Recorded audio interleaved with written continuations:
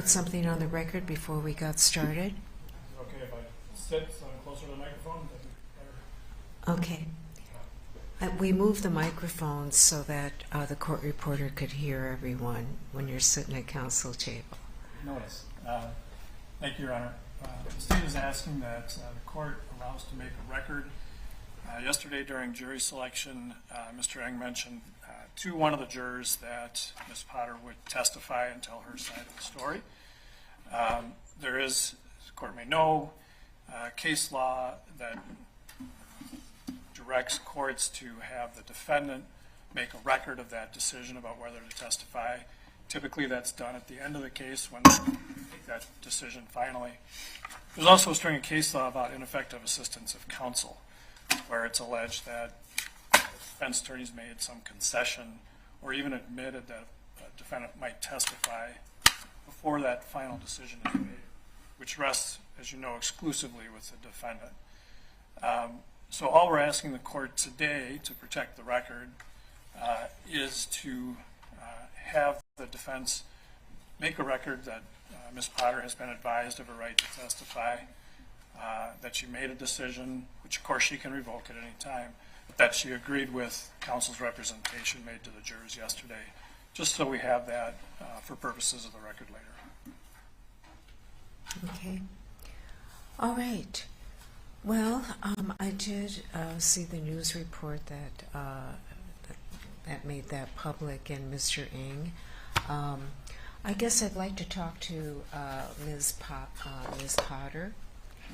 Ms. Potter, you have the right to testify or remain silent.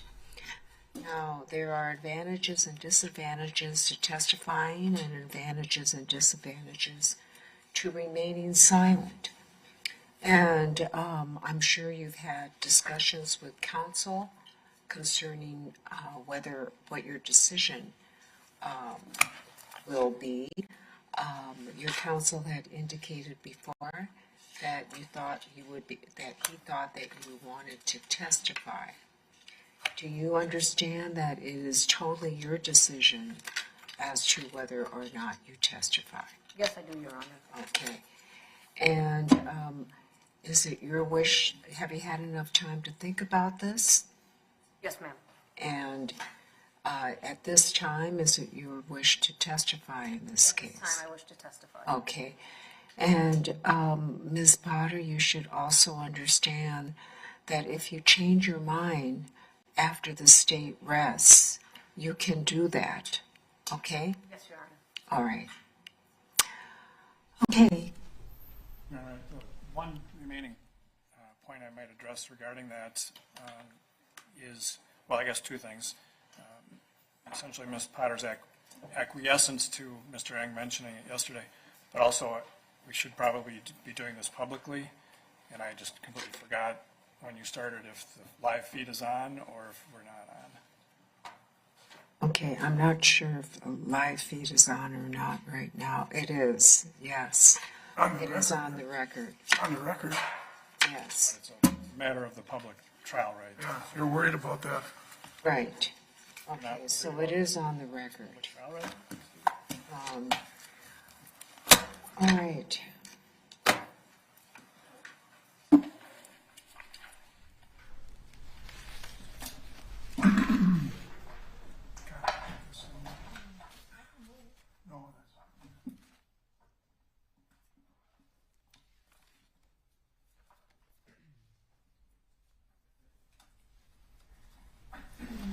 Oh, Ms. Potter, let me just back up a little bit to make this more complete. If you chose not to testify, an instruction, you could have an instruction if you wanted the instruction that states the state must convince you by evidence beyond a reasonable doubt that the defendant is guilty of the crime charged. The defendant has no obligation to prove innocence. The defendant has the right not to testify. This right is guaranteed by the federal and state constitutions. You should not draw any inference from the fact that the defendant has not testified in this case. So, if you later decide not to testify, you would have to make a decision whether or not you wanted me to give that instruction to the jury. Okay? All right. Thank you.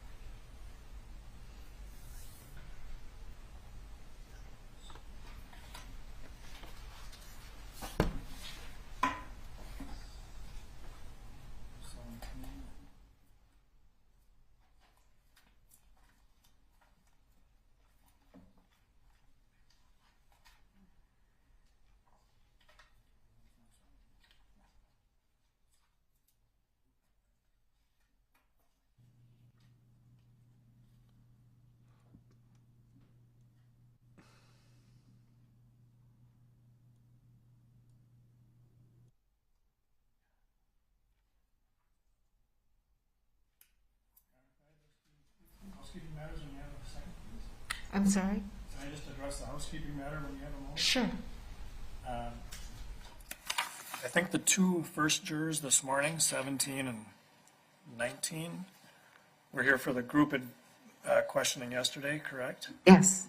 So are they just going to come in individually this morning? Yes. Okay. And then we'll start with the other 5 on the sheet, Yes. something like that? Okay. And then, Your Honor, the court had also asked us to look at certain jurors, whether we could agree to cause.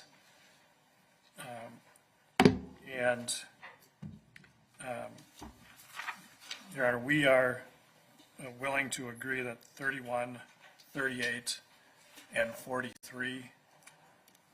Okay, 31, 38, and 43. And counsel? Your Honor, we agree with 31, 38, and 43. We also agree that 19 and 30 should be stricken for cause. Okay, so you agree on Excuse. 31. Excused, I'm sorry. Excuse. Just for the record, the potential juror's wife in 31 had cancer and he had a lot of physical issues. Both parties agree that he can be stricken for cause. 38, the parties agree that she should be stricken for cause because her husband's best friend is friends with the defendant. And then finally, 43, the parties agree because the potential juror is a Minneapolis police officer. Okay?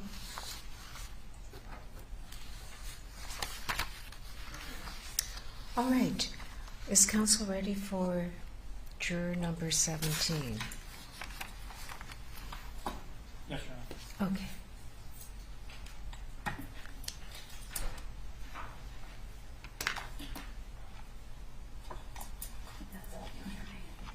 Yeah.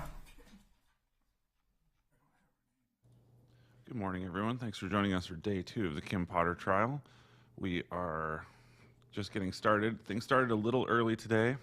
I believe what we heard is that Potter wants to testify in her own defense, but the judge said that she can reverse that decision after the state rests if she wants to. So that happened real early, before 9 a.m.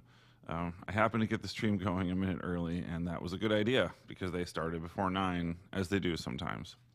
So thank you all for tuning in. Again, we have a new Twitter account at Unicorn Riot Live for live legal updates. And that'll be kind of where the play-by-play is happening. Thanks for tuning in. Thank you. Please have a seat. And could you remove your mask, please? Thank you for answering the questions on the questionnaire. I really don't have that much to ask you. Is there anything that you think we should know about you that wasn't asked that would impact your ability to be a fair and impartial juror in this case? No. Okay. And are you willing to serve? Yes. And you can be open-minded, neutral, and fair? Absolutely, yes. Okay. Thank you. The defense may proceed.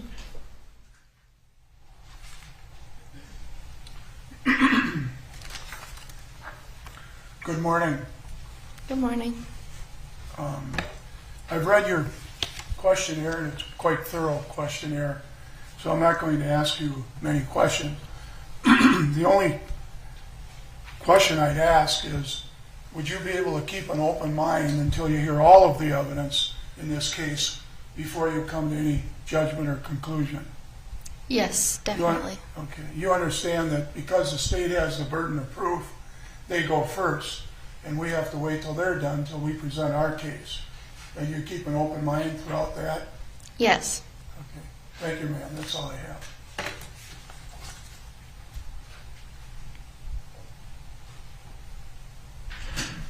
Pass for cause? Counsel, pass for cause? Yes, I'm sorry, Judge. It's too early in the morning. Yes, we'll pass the cause. Thank you.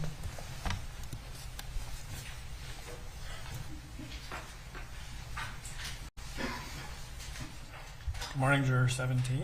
Good morning. I apologize for calling you by number rather than name. It's just the way we're doing it in this trial, so please forgive me for that. Thank you for being here again. I think you were here yesterday, right? Yeah. Thanks for bearing up with us.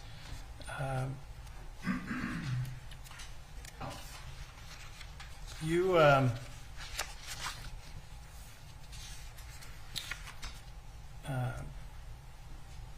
I think candidly expressed not knowing enough about the people to have an opinion about them. And remember early on you were asked about, do you have I think the word is a general impression of the defendant or the victim. Do you recall those questions? I think so. And you said, like I said, candidly, I don't have enough about them to have an opinion, right? Yeah. And you understand that a trial really isn't about whether you like somebody or don't like somebody, Yeah. and it's really about your job as a juror is to figure out whether the state has proved the elements of the crime. Yes. So even if during the course of a trial you develop some impressions of the people involved, that's not necessarily evidence of the crimes that you're to consider. Yes, I agree. And it seems like you're pretty confident that you can do that. Yes, definitely.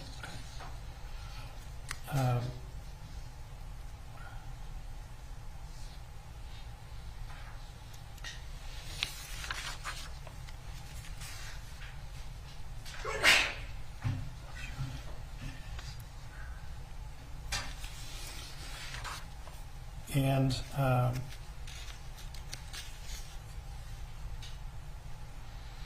so you're working part-time right now. No, I work full-time. I Okay. was working part-time. And I'm sorry if I just didn't hear you earlier. Did you say that you're a student right now? No, I graduated. Okay. Now I'm working. Okay. So this won't interfere with school or classes or exams? No. Okay. Congratulations on graduating, getting that done.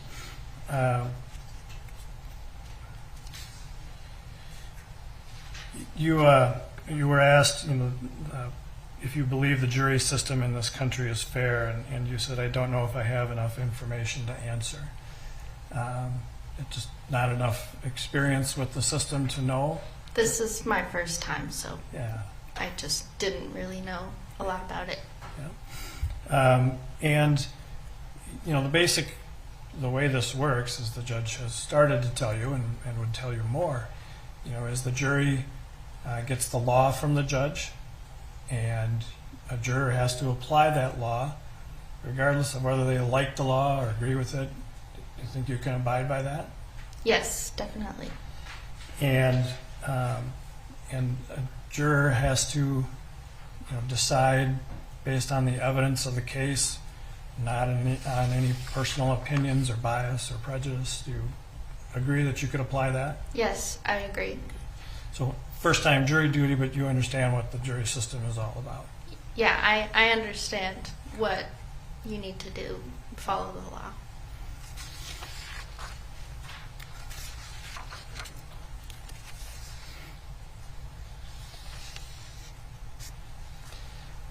You were asked about some of the demonstrations that took place before, and you answered that it has negatively impacted the community because of some of the property damage.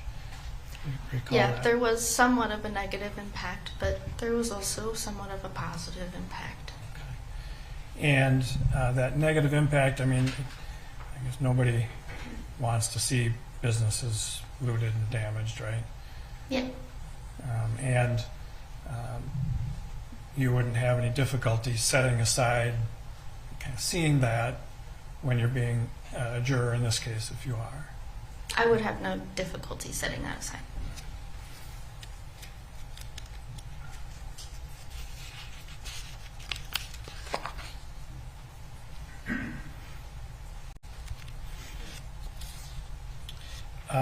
You were asked, remember there was that chart of questions where you got to circle different answers. One of them was, the phrase was, "I support defunding the police." And you said that somewhat disagree.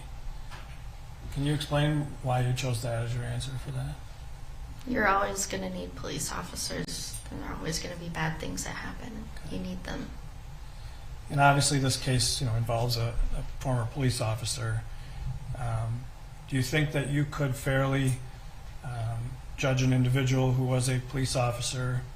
I mean, the point you're making is very valid, right? But as a juror, of course, like I said, you have to decide based on the evidence. Do you think you can set aside, that notion of we need police officers when deciding just on the evidence in the case? Yes, just the evidence.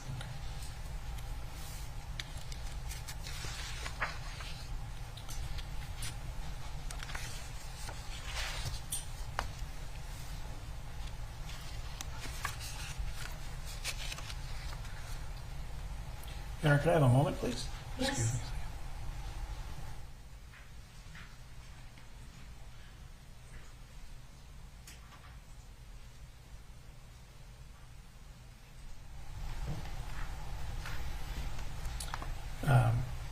Juror 17, thank you for your time. Your Honor, we will pass the juror.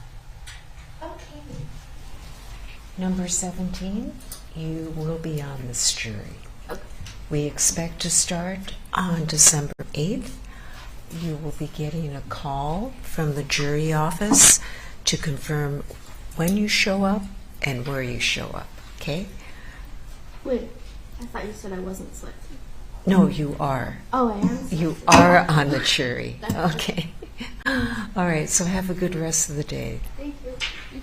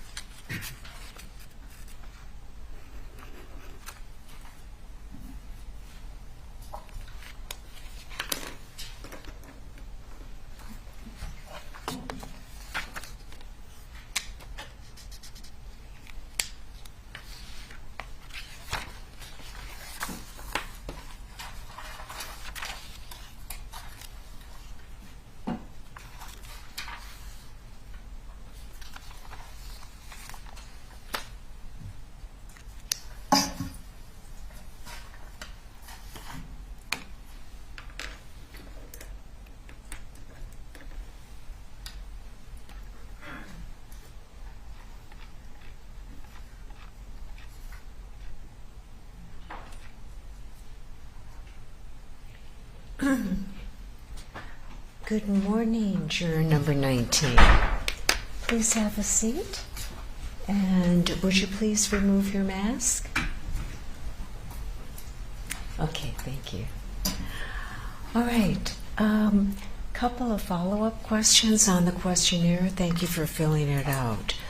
The first question is, what do you know about this case from media reports?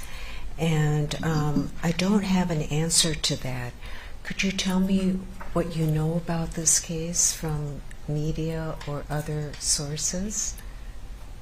What I know about the case is from what was, when it was happening in current time, of what was displayed on the media and what was on the internet. Okay. Could you summarize what you heard?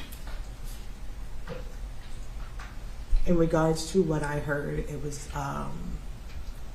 basically giving an explanation of what the media had provided about what happened in the situation.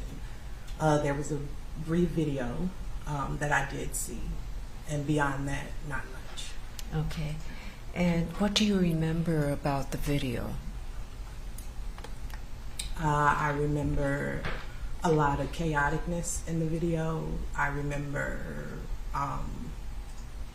words in the video in regards to the weapon that was being used. I remember panic in the video. Okay. Anything else that you remember hearing about this case? No. Okay. And you indicated that you had a somewhat negative general impression of defendant Kimberly Potter, and the reason you felt that way is because of the information that has been shared about her on social media or TV. Mm-hmm. Can you tell me what information you learned about the defendant on social media and TV? What I learned about the defendant from social media and TV Yes. is in regards to the experience that the defendant has with the years of experience of being on the force. Okay. And so that's what gave me the negative in regards to having this much experience, you know, in that moment. Where did your lap in judgment come in? Okay. And you also said you had a somewhat negative opinion of Daunte Wright as well, because of what you've heard about him on social media and the TV. Can you tell me what you heard about him that made you form that opinion? It wasn't necessarily, I don't, from what I remember, I wrote this a little while ago, but in regards to him, I think it was the negative information that was being provided about him in regards to the situation. Okay. As him as a person, as him as a young man.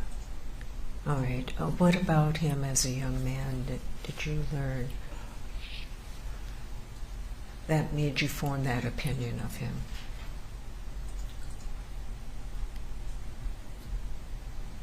It's been a while, so you have to give me a second to Oh, think about it. take your time. Okay.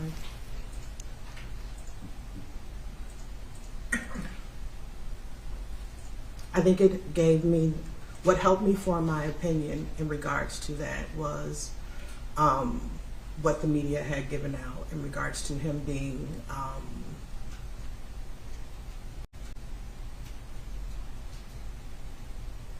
not such a good teen in the streets, if that's clear. Not, Nina? not.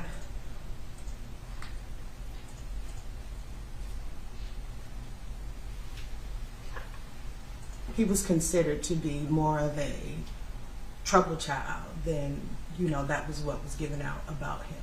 Mm-hmm. Okay. You also stated in response to the question, do you believe your community has been negatively or positively affected by any of the demonstrations? Your answer was, I live close to the shopping mall that was affected during the Daunte Wright situation, and now it's up and running again. So, did you actually observe any of the demonstrations or participate in any of the demonstrations following the incident? No, I did not participate in any of the demonstrations. I only saw as far as what was happening on the news in regards to it, but I was over in the area and I did see the damage that was done. So when I filled out the summary or when I submitted this survey for this, at that time the process had been in play to clean up the area and get the stores back up and running. So they're running, but there has been damage done to the community. Okay.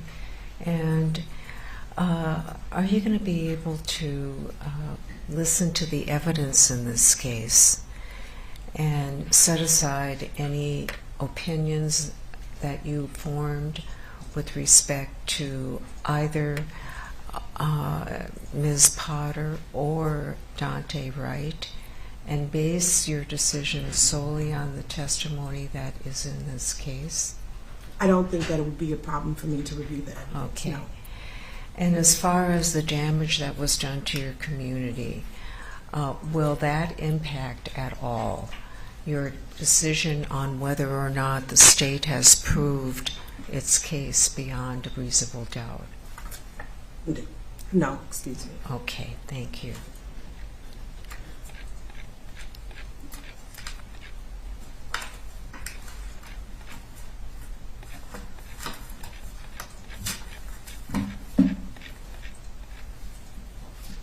And you own a taser or a similar device? I'm sorry, I can't. Do you own a taser?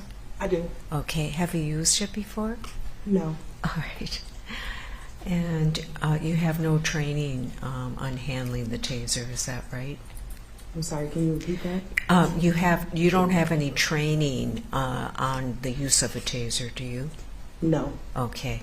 And why did you get a taser? Protection. Okay. Do you have any strong opinions about whether or not tasers should be used? No, I think it depends on the individual and the force that it's used within. Okay. Your answers to 18 and 19 deal with Black Lives Matter and Blue Lives Matter. And you were asked whether you were favorable or unfavorable, how you felt about those two groups. And you indicated that you felt somewhat unfavorable to Black Lives Matter and somewhat unfavorable to Blue Lives Matter because it divides the communities. Could you explain your answer a little more? I feel like within any organization there are things that need to be worked out, and that's where my answer came from. Not everything is all good and not everything is all bad. And I do think that as a community, living in the community, being in the community, we all need to work together to make sure that the community is moving successfully. Okay.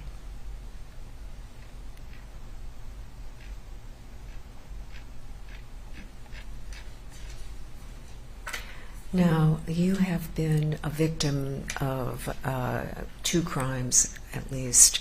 You were robbed and you were a victim of theft. Mm-hmm. Did you report those crimes to the police? No. And why didn't you? This was in my younger years, so I just didn't think that it was necessary for me to do so. Okay. So how long ago did the robbery take place? Probably 20 years ago. Okay, that was a long time ago. What about the theft? It was the same incident. Oh, okay. It was combined together. So. All right. And your family has been accused, someone in your family was accused of theft, and did that family member have any complaints about how the police treated him or her? No. Did you feel that justice was done in that case? Yes. Okay. Is there anything about that that makes you think you shouldn't sit as a juror in this case? No. Okay.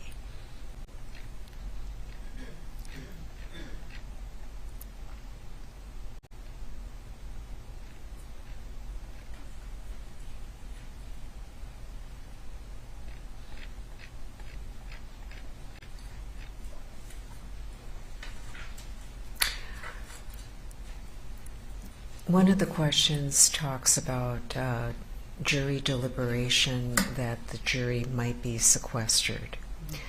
That means that you may have to be taken to a hotel to stay overnight, and you indicated that you had some concerns about your children should that happen. If that were to happen, would you be able to get child care? Yes. Okay.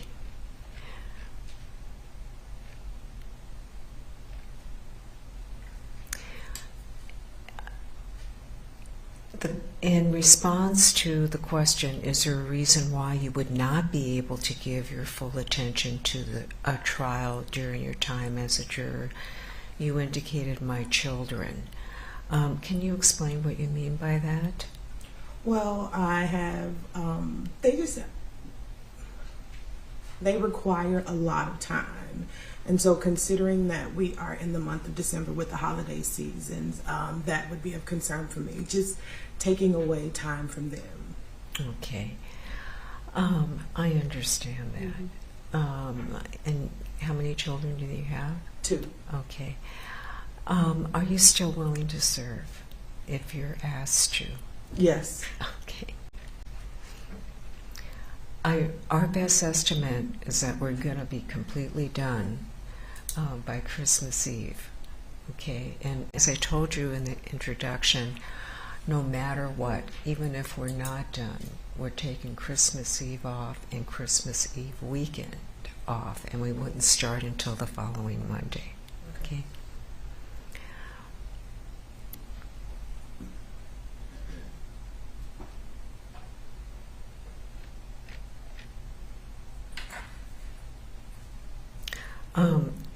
In response to question number 10, do you want to serve as a juror in this case? You checked yes, no, and not sure. And, you know, I can understand that you'd be ambivalent about it, but could you elaborate on your answers? It's just more so of a new experience and not, it's unfamiliar territory. So that's where my yes, no, unsure answer comes in. Okay. I know it's that you've never served on a jury before, but I want to assure you that I've talked to jurors after they've come to a verdict, and all of them have told me that they weren't real excited about getting summoned for jury duty, mm-hmm. But in the end they were really glad they had an opportunity to serve because they learned a lot about our justice system and stepped away with a renewed appreciation for it. So it's something to look forward to. Okay. All right, counsel.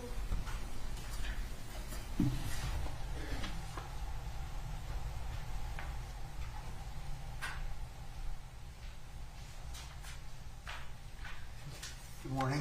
Good morning. My name is Paul Lang. I'm one of the lawyers for Officer Potter. My name's Earl Gray and Amanda Montgomery. And at this stage, we get to ask you some questions. It won't take too long. And then my colleague from the state will ask you some questions too, and then you'll be done. Okay. Fair enough. Tell me about your taser, when you bought it, and why you bought it, and what kind it is. If you could give me a little narrative on that, that'd be helpful. Well, I purchased it a couple of years ago. It is a small compact taser. It's purple. Kind of just carry it in my purse for protection when I'm out walking at night or something like that. Where did you buy it, if you remember? I don't remember at this point where I purchased it from. I've had it for a while. Was there a permit required to carry a taser? Help me with that. No. Do you keep it with you all the time? Most of the time. Do any of the other members of your family have a taser? No. Have you ever used it? No. Have you ever practiced with it? Are you asking, have I seen if it works? Yeah. Yes. Okay. Well, when you help me with this, when you bought it, did they give you a class on it, or you just kind of bring it home and figure it out on your own?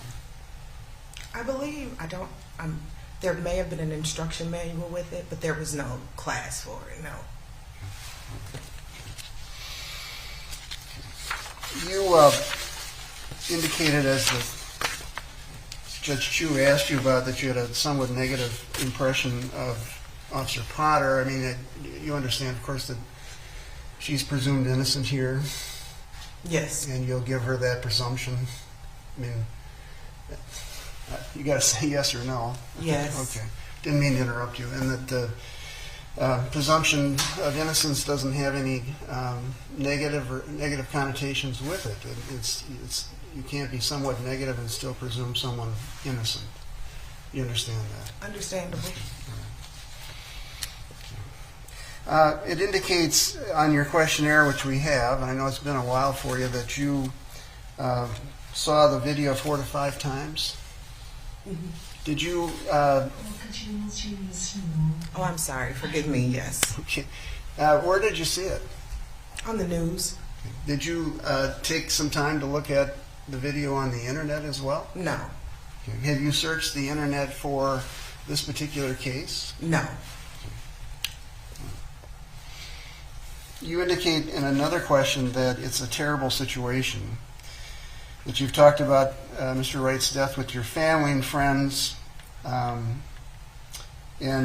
what opinions you've expressed, and you say it's a terrible situation. Could you elaborate on that a little bit, please?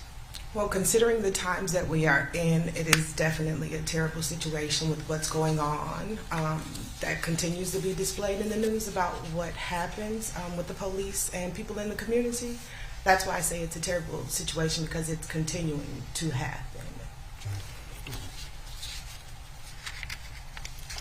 When you say continuing to happen, what do you mean by that? I mean, with the other cases that are going on in news. And tell me about those. Tell me about the other cases you're referring to. You want me to be specific? Sure. With the Ahmaud Arbery case. Okay. Any other cases? There's multiple. I just can't I can't give specific names. There's a lot in the media. Okay. Have those had, I take it those have had a profound impact on you, or at least they've had an impact on your thinking. No. No, not at all? No, it's just terrible situations that happen. Well, the loss of life, I think we can all agree, is a horrible thing. Yes. But you understand, in this case, it's really about the elements of the offense and whether they can prove beyond a reasonable doubt the elements of the offense. Yes. And if they can't prove the elements of the offense beyond a reasonable doubt, then you're obligated to acquit. You understand that? I understand.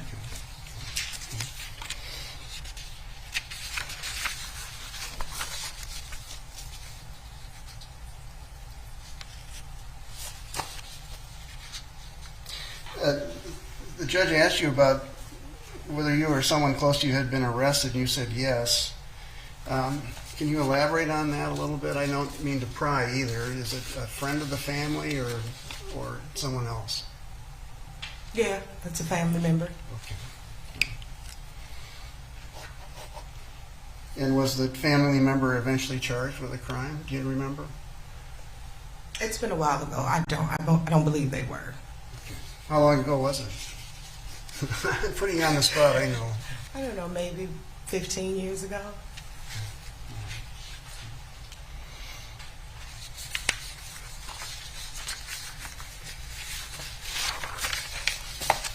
Then there was a question. There was question number 7, where they had you. The court had you strongly disagree, strongly agree on certain questions. Do you remember this one? If you don't, I'll ask you anyway. I plan. Somewhat, yes. Okay. And for the most part, you circled 3, which was no opinion. But you did circle 2 questions I want to ask you about. The first question was, discrimination is not as bad as the media makes it out to be. And you said somewhat disagree. Correct. Do you stay with that? And if so, tell me give me a little bit of a background on why you said that. Can you repeat that for me Sure, one more time, sure. what my response A was? little confusing, the questions. Quotes, discrimination is not as bad as the media makes it out to be. And you said somewhat disagree.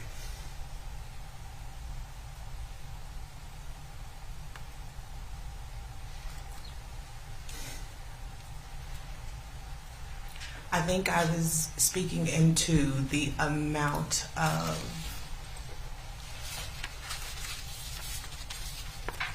information that is given in the media in regards to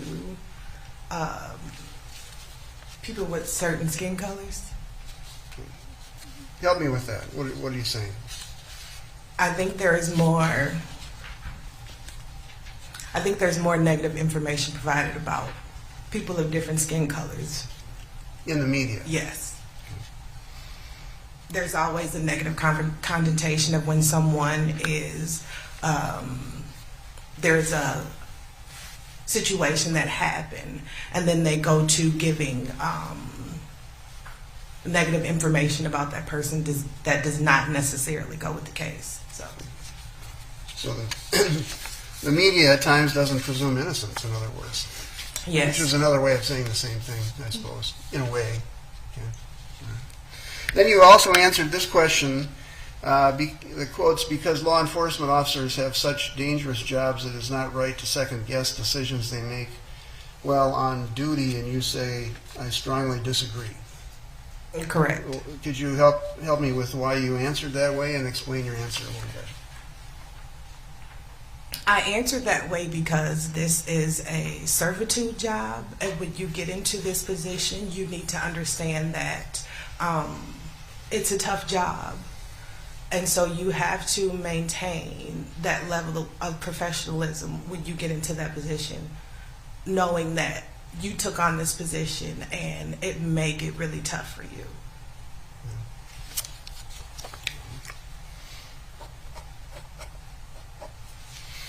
Would that thought make it difficult for you to sit on a jury, in this case, given her experience as a police officer? No, sir. And why wouldn't it? I'm not suggesting it would. I just want you to talk to me a little bit. Why wouldn't it what? Why would you've indicated that you strongly disagree as to the right to second-guess decisions. You have a right to second-guess the decisions of the police, basically. And the question I had was, where a police officer is experienced and has been on the force for a while, does that change your answer at all or make it even more firm than it was before? No, it doesn't change my answer. We're all human beings, and you're willing to look at what happened here. Yes. And you've mentioned that it was chaotic. Yes.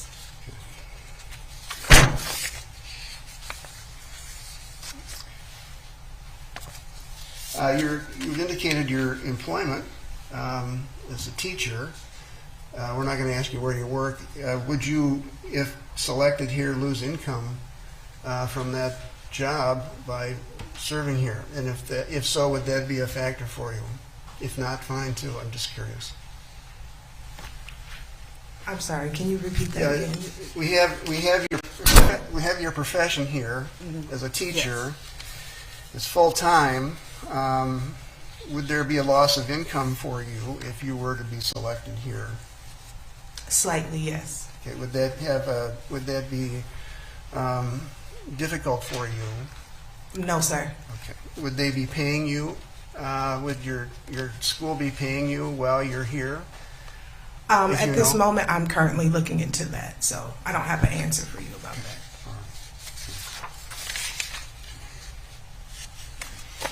And a couple more questions. Your husband's a truck driver.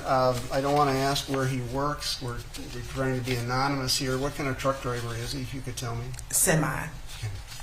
Over the road? Local. And then on page 11 and paragraph 12, you indicated that you had training and experience in civil rights or social justice issues. Do you remember doing that? No, sir. Okay.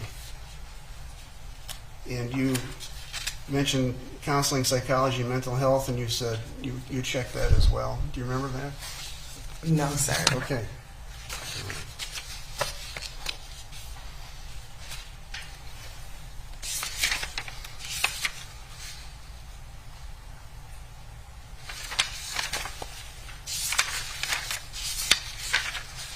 Well, let me go into the final questions then. I mean, it is a high-profile case, Correct. and you mentioned that in your juror questionnaire.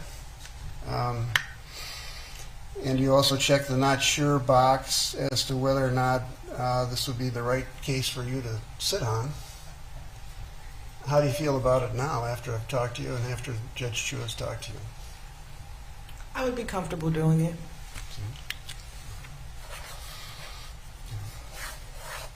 Do you feel as if in your community there would be any adverse ramifications to you if you were to find that the proof was insufficient, not enough, and acquit Officer Potter of the crimes charged?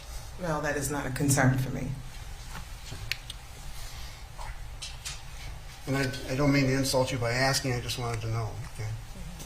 But,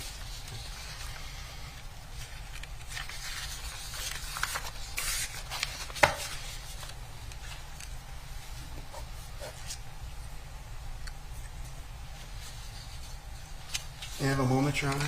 Yes, you may.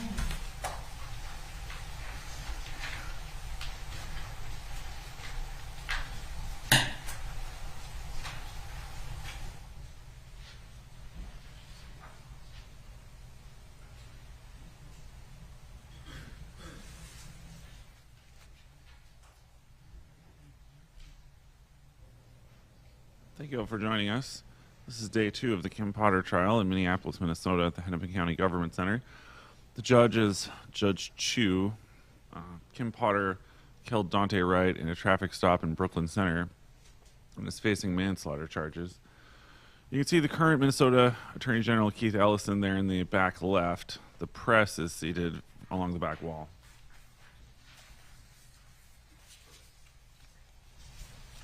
Couple more questions. I may have been wrong about the social justice question. I may have misread that, so forgive me on that one.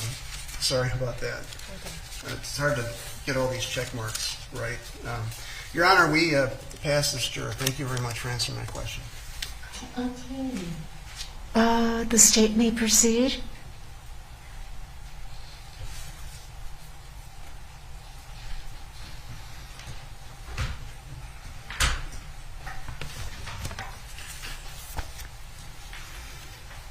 Good morning, Juror 19.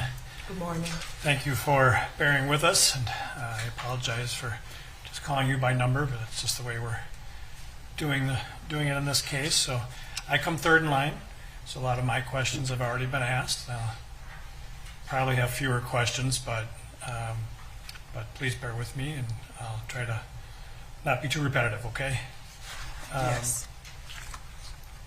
You indicate, the taser that you have, is it the kind that just shocks, produces an electric shock, or does it actually shoot barbs out of it? Do you know what I mean? I believe it just produces an electric shock, and it has a flashlight on it. Okay. And, obviously, you know that this case involves a taser.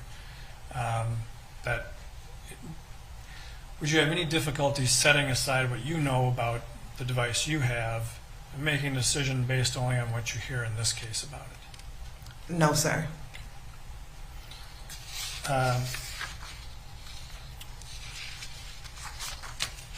You indicate that you have a permit to carry. Yes, sir. And obviously, there's training that goes along with that you have to get a permit, right? Yes, sir. Okay. So, kind of same question. Any difficulty for you setting aside, what you learned in your training to get your permit when deciding the case here only on the evidence presented? No, sir. So obviously, what we don't want is a juror saying, "Well, wait a minute. I did this and I learned that," and right. It's just the evidence in the case. I understand, yes. No, sir.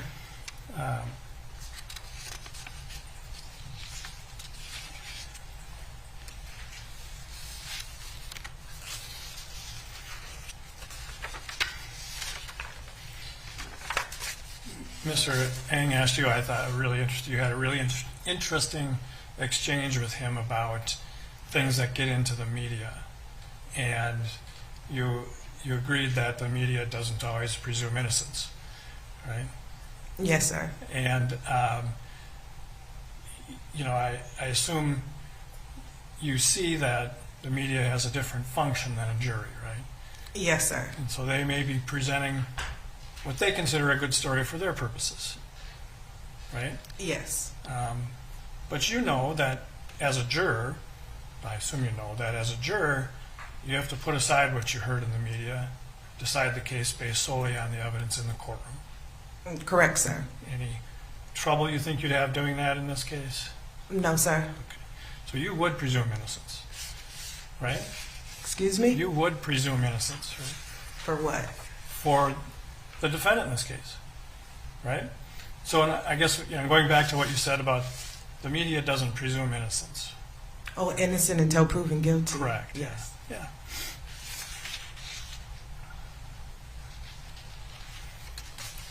You talked about chaos in the video, and do you think that? Well, let me ask it this way: you had seen the video like 3 or 4 times on TV, Yes. and never had any other opportunities to watch any other videos of the incident. No, sir. So your characterization of it as chaotic comes from just watching on the media, the news. Yes, in the particular clips that were shown. Yeah. And again, kind of the same question. Knowing that jurors have to base their decision on evidence in the courtroom, would you have any difficulty setting aside, what you saw in those videos and your impressions of them if you serve as a juror? No, sir.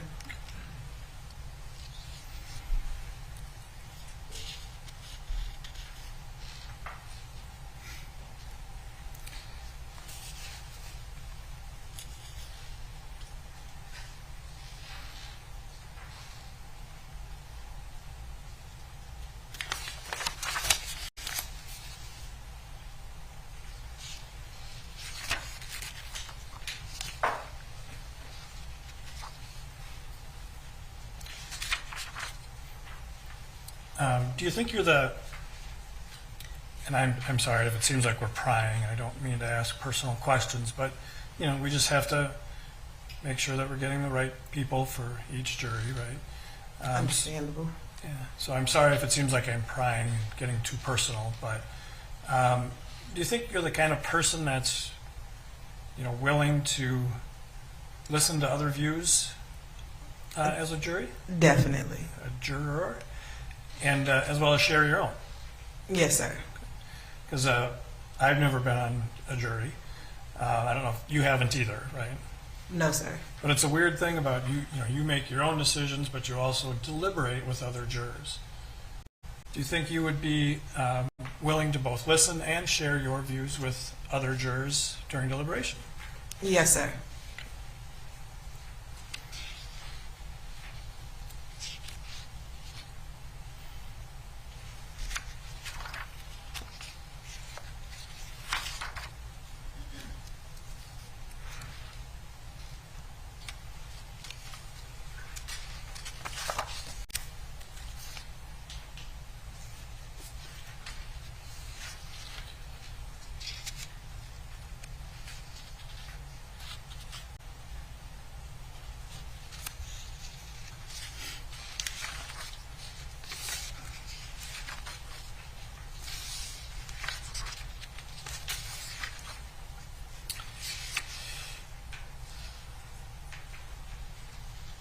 You indicate that you have a family member who's in the military or has been in the military. Do you recall saying that here? Yes, sir. Okay. Is that person a close family member or? Yes, sir. Okay. And, again, I don't want to know specifics, but how close? How often do you see that person? Not often. They're reachable by phone, but we don't see each other physically often. So, their life in the military, not something that you're a big part of, other than just being related. Oh, they're currently not active, no. Okay. Do you remember how long they were in the military? No, sir. Okay. So it hasn't been a big part of your life, that person's military experience? No, sir. Okay.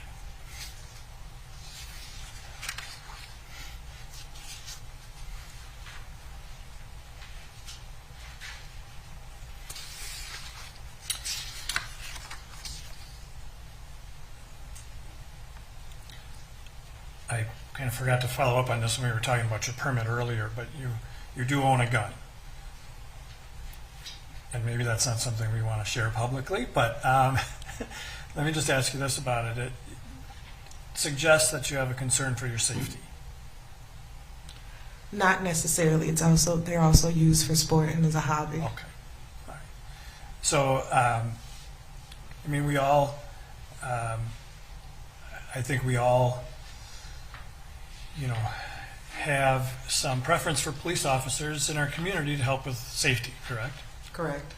So I'm just, curious about, so the gun, if you do own it, is not necessarily for safety, it's for other purposes as well. Yes, sir.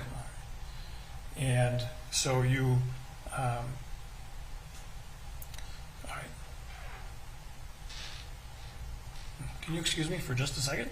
Your Honor, if I could have just a moment, please? Yes.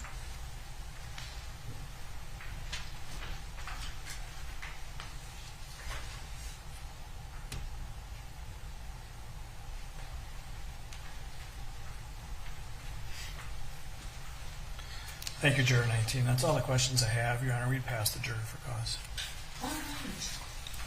Juror number 19, you will be on this jury. Okay? Okay. You will get a call from the jury office telling you where to report, what time, and where. We're going to start up on December 8th. That's our best estimate, but you'll get a call confirming that. Okay. Okay. Thank you, and have a great day. Thank you. You do the same. Thank you.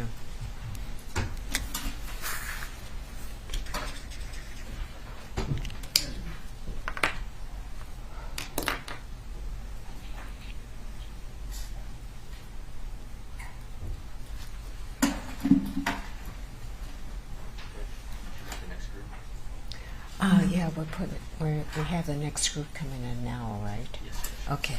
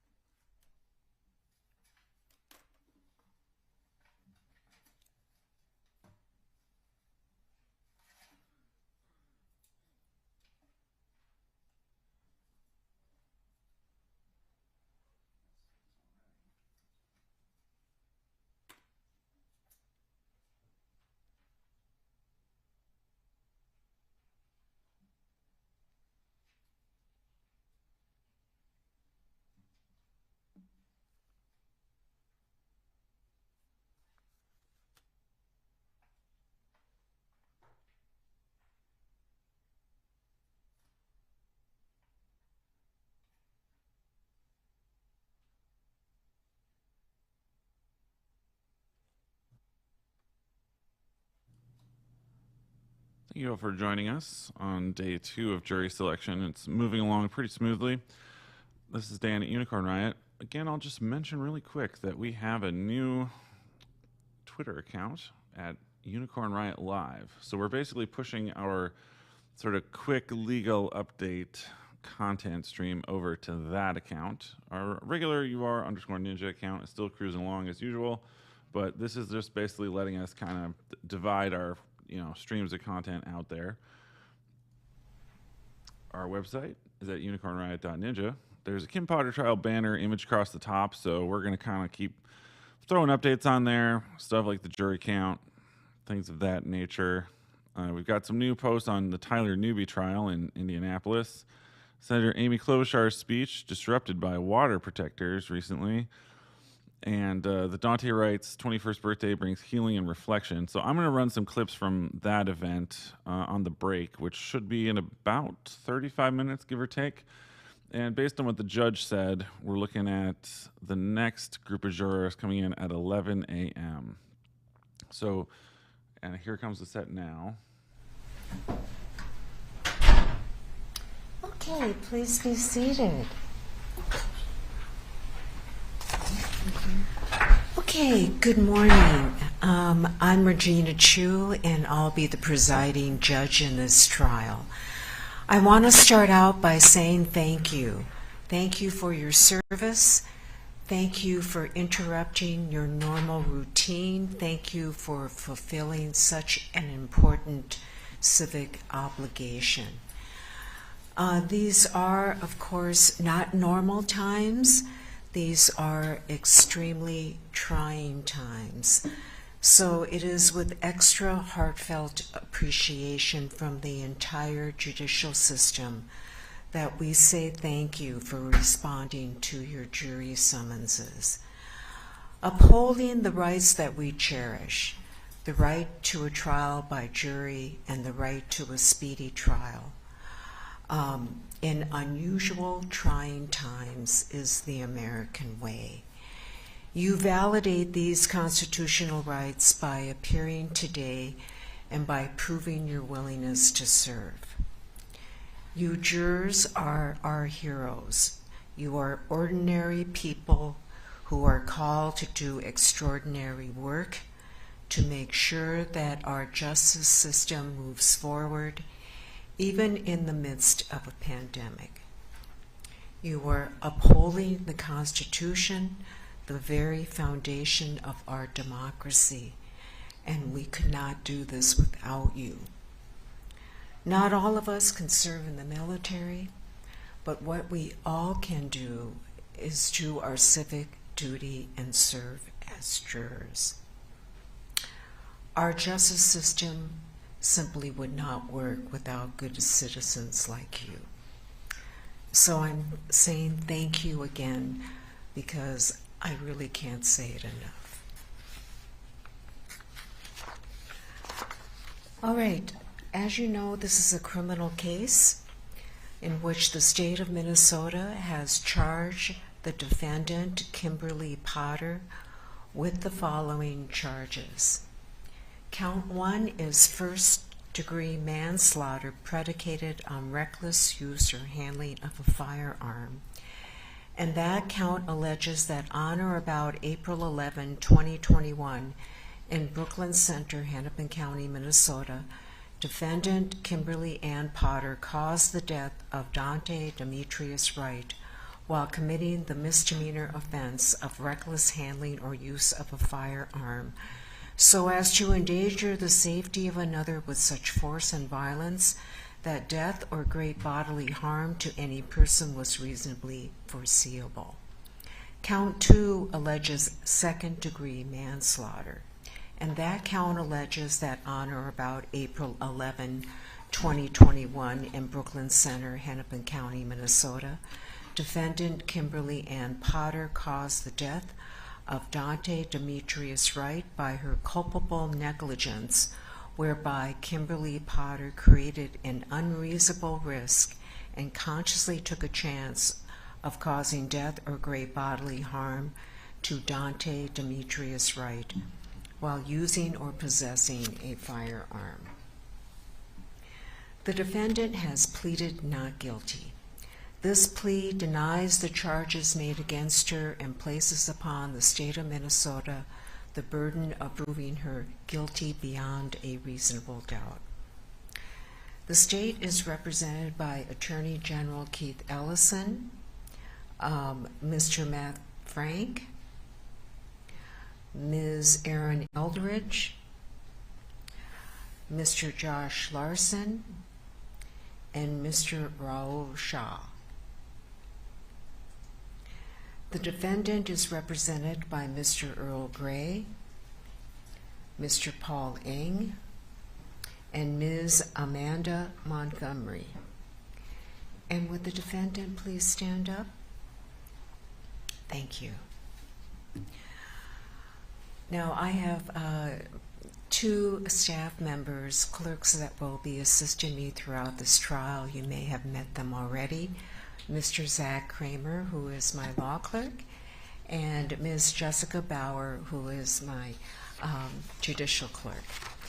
And they will be here to take care of all administrative matters.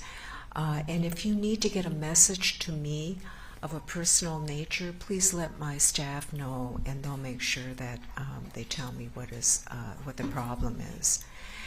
And seated in front of the bench is the court reporter, Ms. Carly Davis. She is a certified court reporter, and she's responsible for taking down all the testimony and keeping a formal record of the proceedings. That means when you respond to questions, you must speak loudly and clearly so that our court reporter can make an accurate record. If your answer to a question is yes or no, you must answer orally instead of shaking your head. And please refrain from saying uh-huh and because that doesn't make for a clear record. Okay, a couple of comments about courtroom logistics. First of all, please wear your mask when you are in the courtroom. And the only time you may remove your mask is when you are being asked questions in the witness box, okay? And the attorneys have been told that they must wear their masks as well, except when they're at the podium asking questions. Let me give you a general idea of what jury selection, or what we call voir dire, will look like. First of all, I'm going to be asking you as a group, the four of you, questions, and I would ask that you raise your hand in response to my questions. You don't have to answer verbally. In fact, don't answer verbally, just raise your hand. Then what will happen is I'll ask questions of each individual prospective juror individually. So the other jurors will be excused and we'll take you one at a time. When we're doing the one at a time questioning, the attorneys will also have an opportunity to ask you some questions as well. And I know that you've already filled out a questionnaire. It's a rather lengthy questionnaire. We don't expect the individual questioning to take very long. And by the way, thank you for answering the questionnaire. All right, couple of things about the temperature in the courtroom. We can't regulate it very well, so please dress in layers. And there may be some delays during the trial. I want you to know that I'm very sensitive to the time, your time, and I try to take care of all legal matters before court starts or after court is over and you've left. But sometimes unanticipated issues come up that require my attention. So I want to apologize in advance if that should happen. I would suggest, because we do take breaks during the trial, you may want to bring with you something to read. and you may bring what you want to drink into the courtroom as long as it has a cap on it. Okay.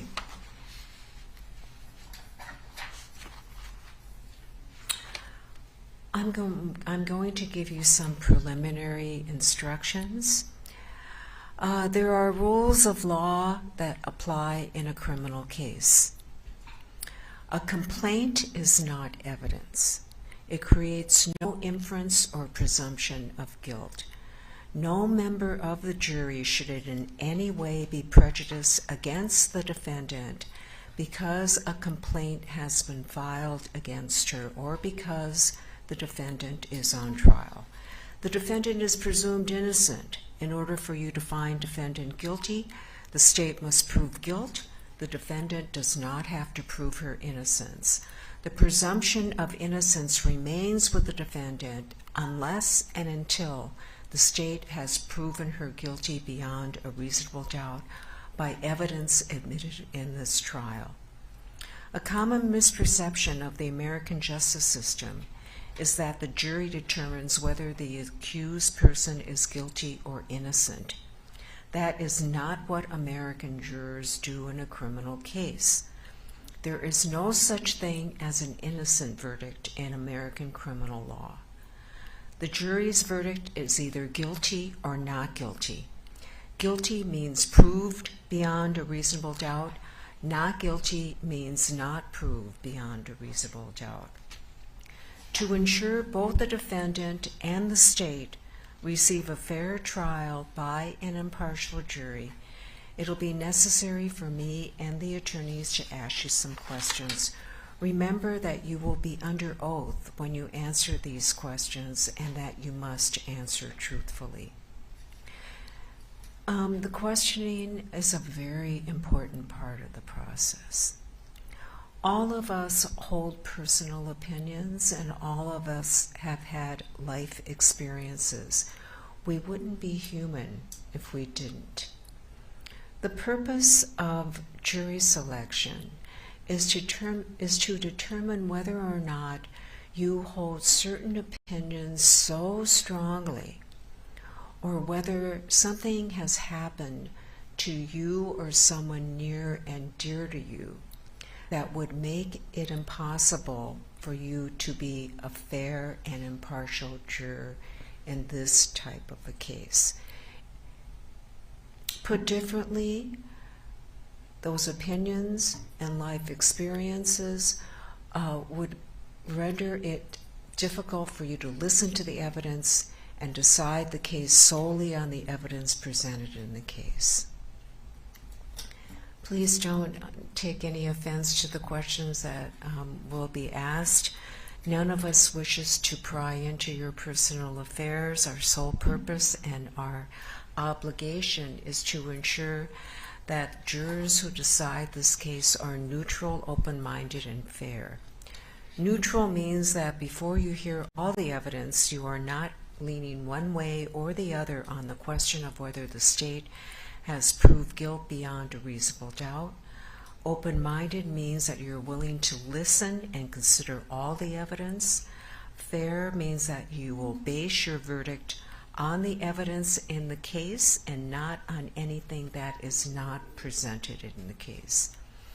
Of course, we want you to bring your common sense into the jury room, but your verdict must be based solely on the evidence you hear during the trial. Now, your obligation is to honestly answer the questions, and even if you're not asked, tell us of anything that might affect your ability to be neutral, open-minded, and fair. Now, some of you may be excused from this jury. Please don't take offense with that. I hope you will understand if that happens. All right, at this point, I would like you to all stand up and raise your right hand and face my law clerk while he administers the oath. Do you affirm under penalty of perjury that you will truthfully answer all questions about your qualifications to serve as a juror? If so, please say I do. Okay, thank you very much. All right, We are now going to move to the individual questioning. And so we are starting with juror number 20. So juror number 20, will you please stay in the courtroom? And the remaining jurors may follow the deputy. Oh, The court has general questions. oh, I forgot the general questions. I'm sorry. That's right. Okay. First of all, do any of you have any serious concerns about your health that would affect your ability to serve as a juror in this case? Please raise your hand. No hands are raised. Do any of you have any problems understanding or hearing what I'm saying? Please raise your hand. Okay, and you are juror number? Okay, thank you.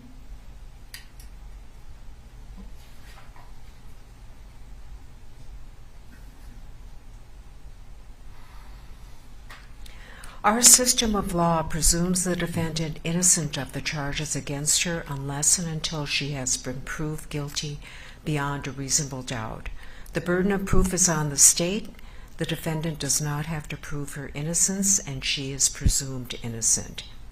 Do you accept the principle that the defendant is presumed innocent and that the state has the burden of proof? Please raise your hand if you agree. All hands are raised. Does anyone disagree with that principle? No hands are raised. If you serve as a juror, I'll instruct you as to the law. You must follow the law as I give it to you, even if you believe the law is or should be different.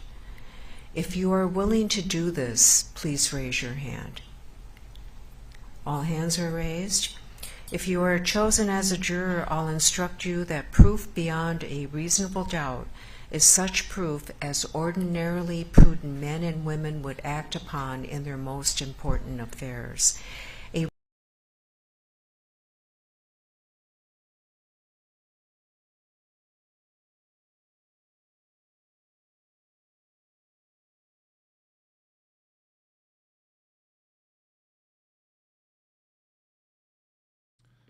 We just had a little network snag. We'll be right back, folks. Thank you.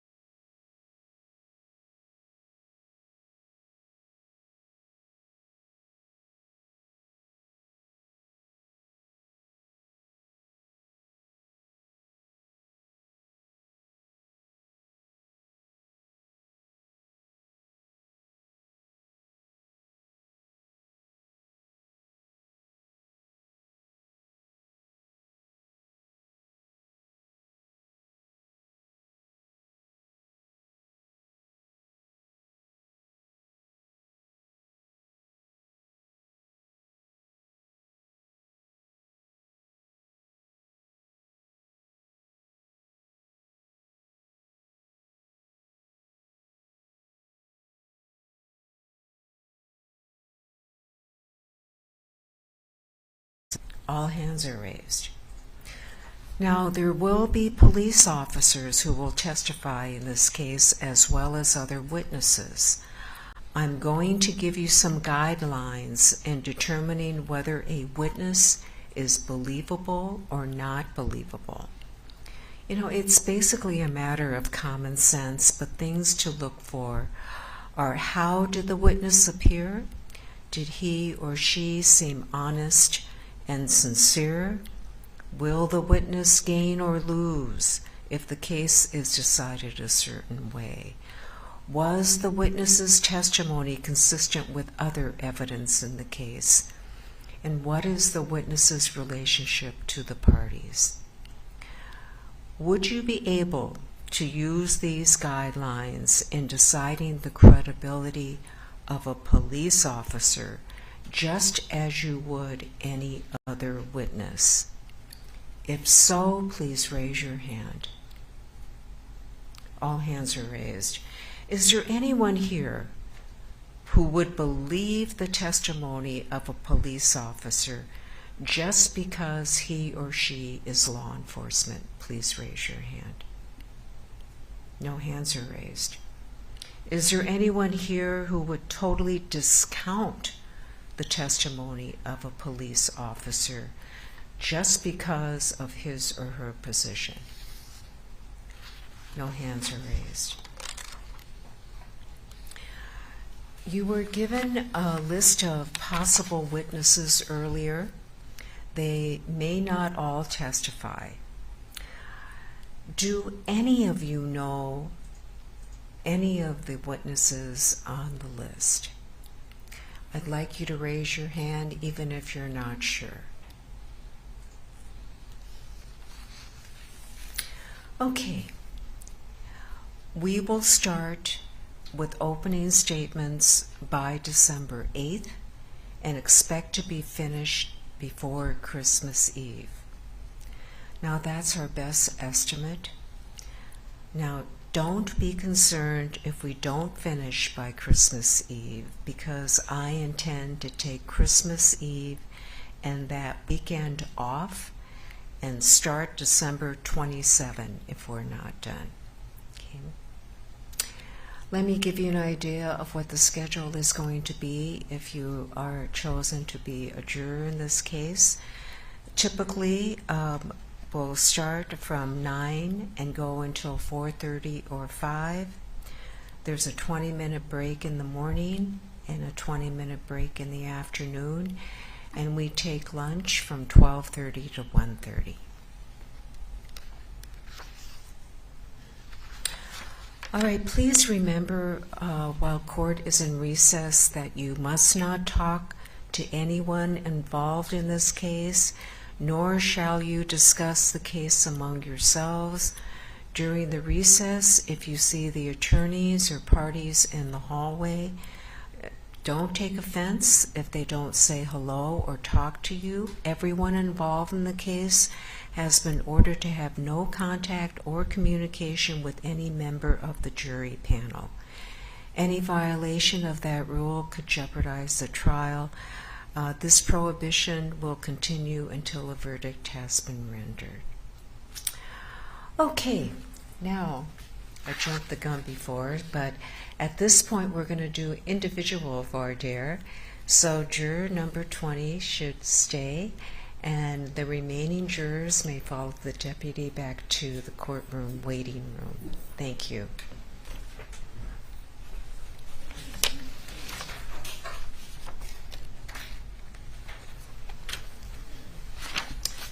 All right, please be seated. Okay, juror number 20, will you please come up here and take the seat in the witness box right next to me?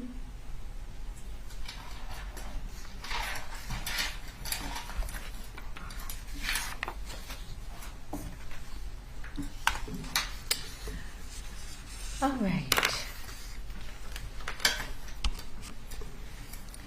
You may remove your mask. All right, thank you for responding to the questionnaire. You indicated, just a couple of questions, okay?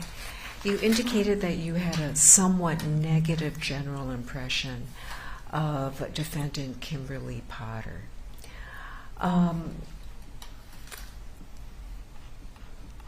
As she sits here today, can you give her the presumption of innocence? Yes. Okay.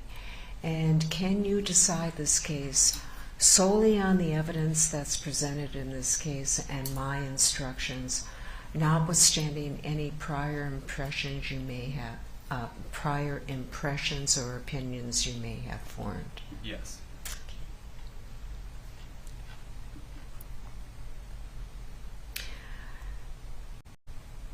In response to that question on the questionnaire, being able to decide the case only on the evidence you receive in court, you said, I believe I can. Can you give me an affirmative yes? Yes, I can. Yeah. Okay.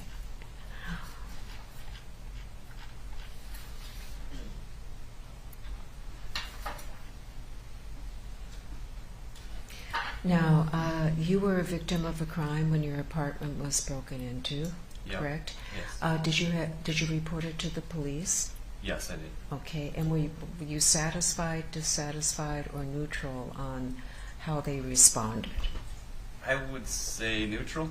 Yeah. I mean, they responded. They were respectful. Nothing really came of it, I guess. But Okay. Anything about that that makes you think you would be biased against police officers? no. Okay.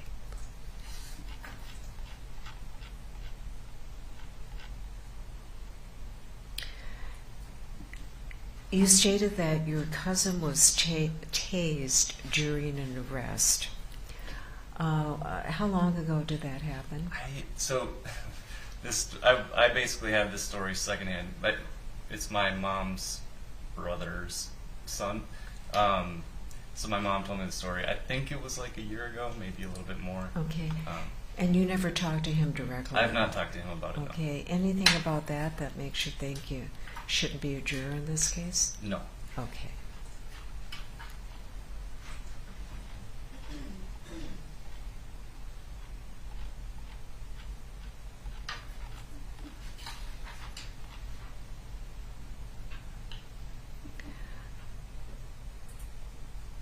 Now, you indicated that you were, yourself and your spouse were victims of a burglary in D.C.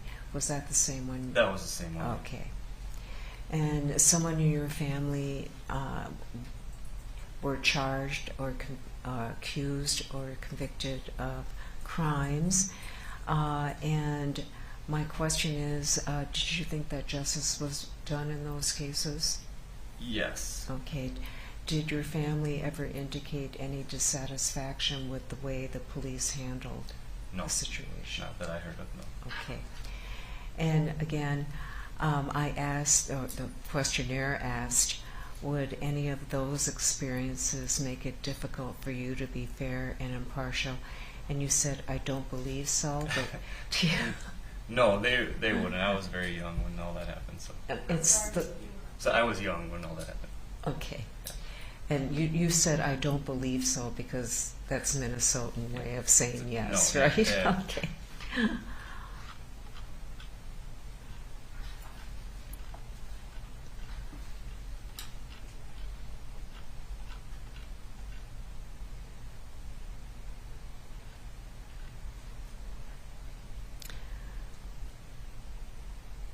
You stated that one of the reasons that you may not be able to give your complete attention to the trial, well, you answered, you said that you could, but you've got 3 small children, but if you weren't away for the whole 2 weeks, everybody would be fine. Yeah. Okay, so you can give your complete attention during the trial? Yes, the youngest 2 are 3. I am kind of their caregiver on Fridays. But if need be, I'm sure I could figure something out. Okay, good. And would your concern about your children prevent you from paying attention during the trial? No. Okay.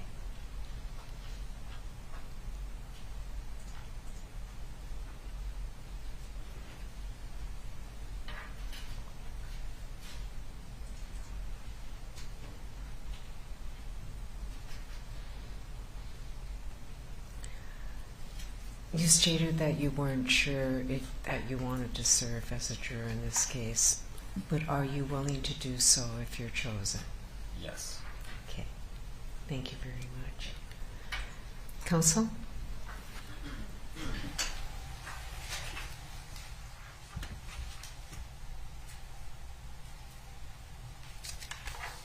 Good morning. My name is Earl Gray. I'm one of the lawyers for Kim Potter.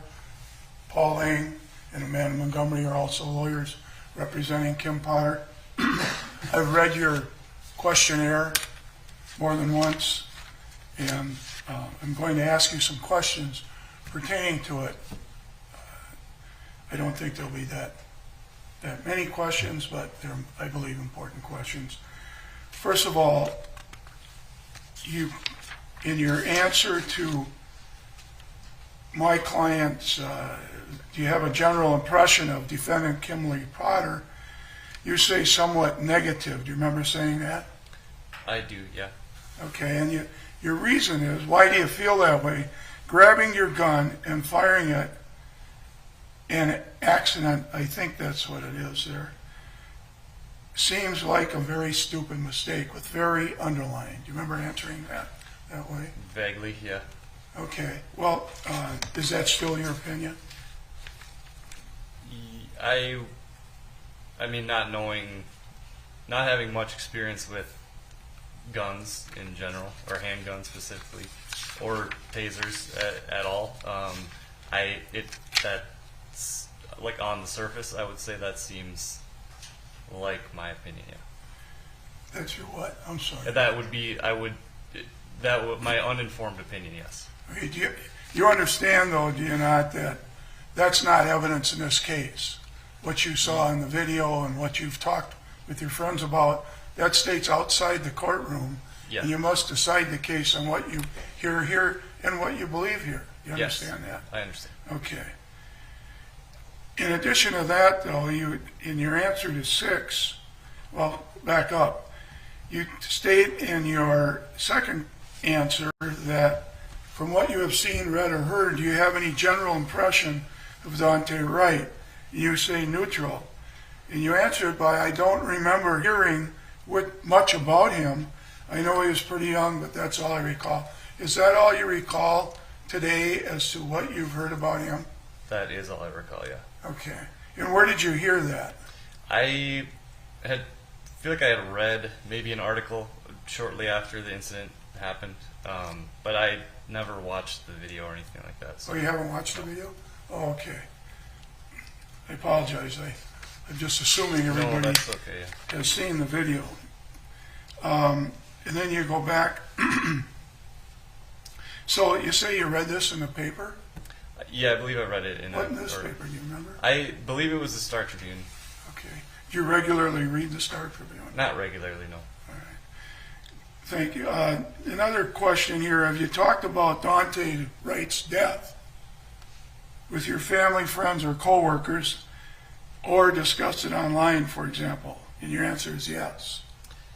Yeah, it was discussed at work. My coworkers are, news junkies, I guess. I try to stay away from it, but that was most of the discussion that I recall. You again mentioned that it was discussed at work briefly. I don't think I had much of an opinion aside from it being sad, and it seems like a very dumb mistake. Was that what your opinion was when you were talking with your fellow workers? Yes. Or is that their opinion? Or that both? would have been my opinion. I don't recall what their opinion was. Okay. And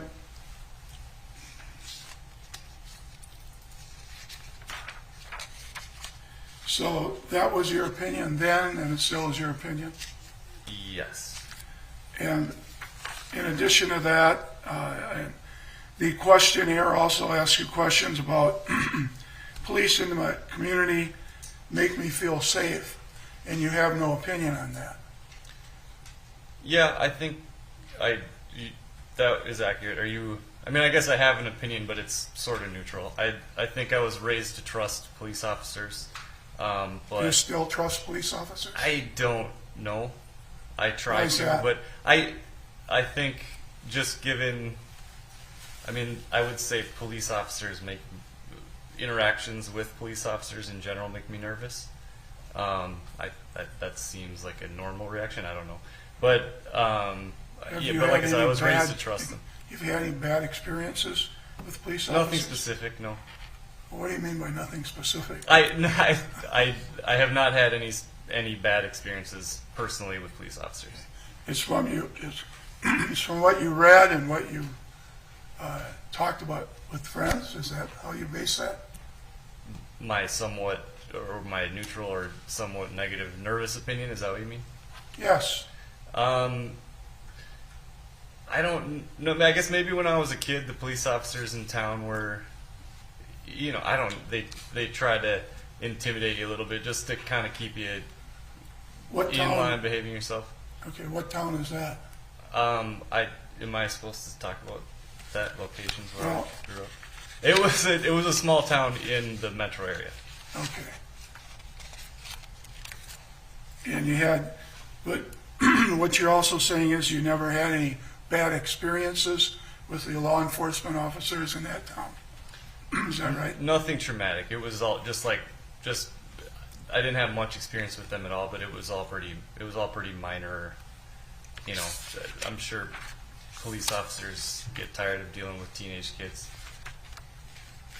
Nothing. None of it was ever serious in any way.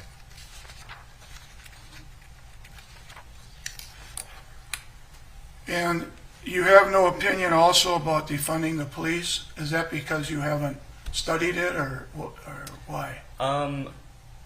Mostly, I mean, at the time of when I filled out the questionnaire, I hadn't really looked into it that much. You know, I'm a Minneapolis. Well, I had to vote in the last election on that question in Minneapolis, and so I studied a little bit on it. But I still am a little. I guess I would say I'm neutral on that. Okay. And you're also neutral on I do not trust the police, and people do not give our law enforcement officers the respect they deserve. You're both neutral on that? Yeah. It says no opinion. That's I would say that I'm neutral on that. And the other questions in that questionnaire, you seem to believe that black people are not treated fairly in our criminal justice system. Is that a fair? Yes, I would say that's fair. And what do you base that on, and what you've read? Just things that I've read and listened to over the years. Just Have you ever observed any police officer treating somebody unfairly? personally, Yeah. I can't think of any incident where I personally witnessed that. No. You have 3 children, Yeah. twins? Yep. Yeah. Congratulations. Then you're asked about, well, the court went over that, but would your experiences as a victim of crime or accused of a crime, those experiences in your background, would it make it difficult for you to be a fair and impartial juror? And the answer is, I don't believe so. What do you mean by that? Do you think that it would be? I mean, no, they wouldn't. I think that was just like the judge said, kind of wishy-washy way of saying no. Okay, Yeah. all right. I'll put that down here. Okay. And your answers regarding the criminal justice system, you're asked if you think it's a fair system. And your answer is, I think it's fair as long as the group of jurors comes from a diverse background. And by diverse background, do you mean by race or by work or by employment or all of them? All of that, yeah. Okay, any one special one that you believe is important? No, I think they're all equally important. Here's another answer that is difficult to disagree with. I think it generally works, the criminal justice system, but it's unfair to certain groups of people. I think the poorer you are, the harder it's going to be to get fair treatment. And that's your opinion, correct? Yeah. And you realize, though, that the poor and the middle class and the wealthy all have a right to a fair trial. Yes. And you also understand that the state of Minnesota or any government body has unending resources to convict a person if they charge them. You understand that? Unending resources? Yes, they can spend as much money as they feel is required to get a conviction. Okay.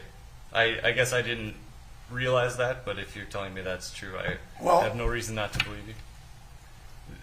This case is entitled State of Minnesota versus Kimberly Potter. Mhm.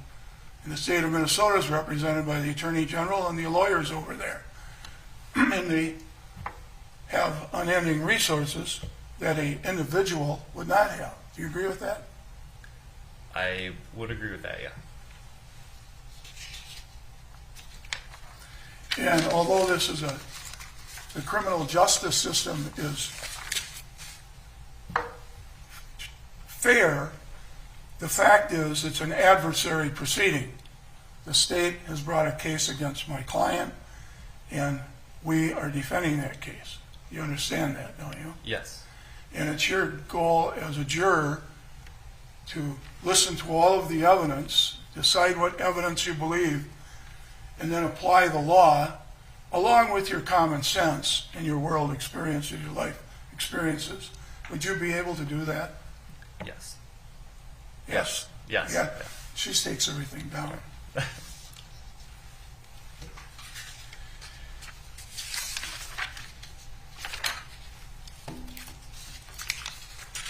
And getting to the end of your questionnaire, sir, and I apologize, but as I'm sure you realize, this is a quite serious case. Yep. And one of the most important decisions in this case by the jury, of course, is at the end of the case and deciding whether or not the state has proven its case beyond a reasonable doubt. Another important decision, however, second only to that, is whether or not you have a fair jury. And we don't know you, and the only way we can find that out is through questionnaires and questions to you. So if you feel that you can't be fair, and I'm not saying you can't be, now is the time to say that. Now later, when you go into that jury room and you feel you're biased. So now is the time to explore your thoughts, because we don't know you, it's just a questionnaire, Yeah. and to make that decision. And I say that because of the last couple of questions here. And one of them, the first one is, I do believe minorities have been and are treated unfairly in the country. I think I could set that apart from the facts, but it's something I feel. You say from the facts of the case. And I'm sure what you read in the paper, the deceased in this case is black, Yep. and my client is white. Yes. And if that would affect your decision in any way, now is the time to say it, not later, but now, because that state of Minnesota and my client, our client, have a right to a fair jury. So, do you think you could fairly judge this case based on the evidence and block this belief out? Or can you not? And now's the time to say that. I think I could fairly judge the case, yes. Based And on, that- based on the facts that are presented. Excuse me? Based on the facts that are presented, the facts and evidence that Okay. would be presented, I think I can. And it wouldn't enter into your mind that the deceased in this case is black and my client is white? That's, I I'm going to object, Your Honor, so it has to be answered. that's all. Respond to that again. no, I think I could fairly judge the. Okay. Yeah.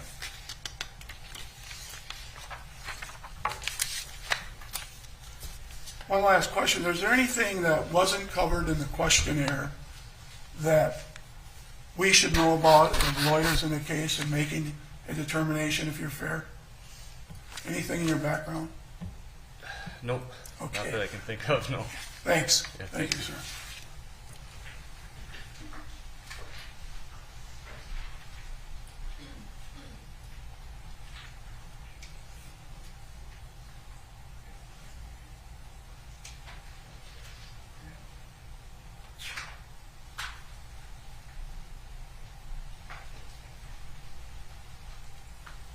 Your Honor, we'll exercise our second preempt. Thank you. Thank you, sir.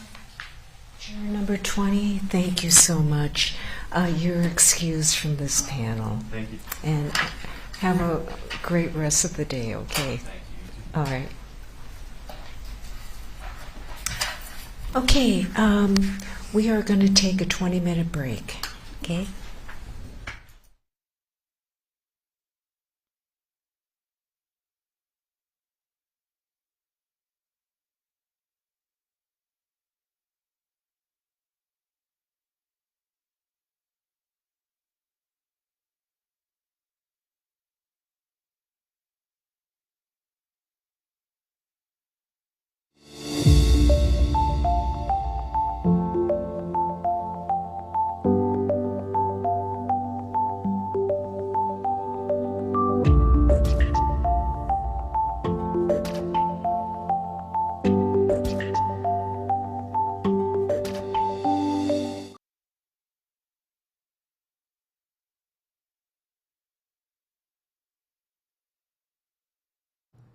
Good morning, everyone. This is Dan at Unicorn Riot. Glad to have you all with us. We've got folks tuning in on Facebook, Twitter, and YouTube. Appreciate all the respectful chats. Seems like folks are down to have, good discussions about all of this. So let's see. We had definitely a disturbing encounter last night. Our camera crew in the field was nearby a vehicle attack near the Hennepin County Government Center. At the time, we didn't know about serious injuries, but we did learn later that at least one person went to the hospital, and the last that we heard, they were being checked for a broken wrist. So there was definitely some injuries from that, but it seems like nobody got run over, at least I believe. So if we hear more on that, we'll pass that along. Let's see. All right. So yeah, we're on about a 20-minute break here, so that should be about 11 o'clock Central coming back. I'm going to run one of the I'm going to run again some stuff from the Daunte Wright sort of birthday celebration. We'll go with that one right now, and we will have video from last night in about, we believe, an hour or so. My colleagues are saying that the defense used their second preemptive strike. The defense used their second preemptive strike so far. Yeah, just to clarify a little, so the car attack was that there were people, they were marching, they were gathered near the Hennepin County Government Center. They were on the streets right around there. And if people aren't familiar with downtown Minneapolis, it's a grid, right? If there's an obstruction, you can take a left or a right and go around 2 blocks and be on your way. So there's really no reason that anyone would need to go into a crowd, but someone went into a crowd.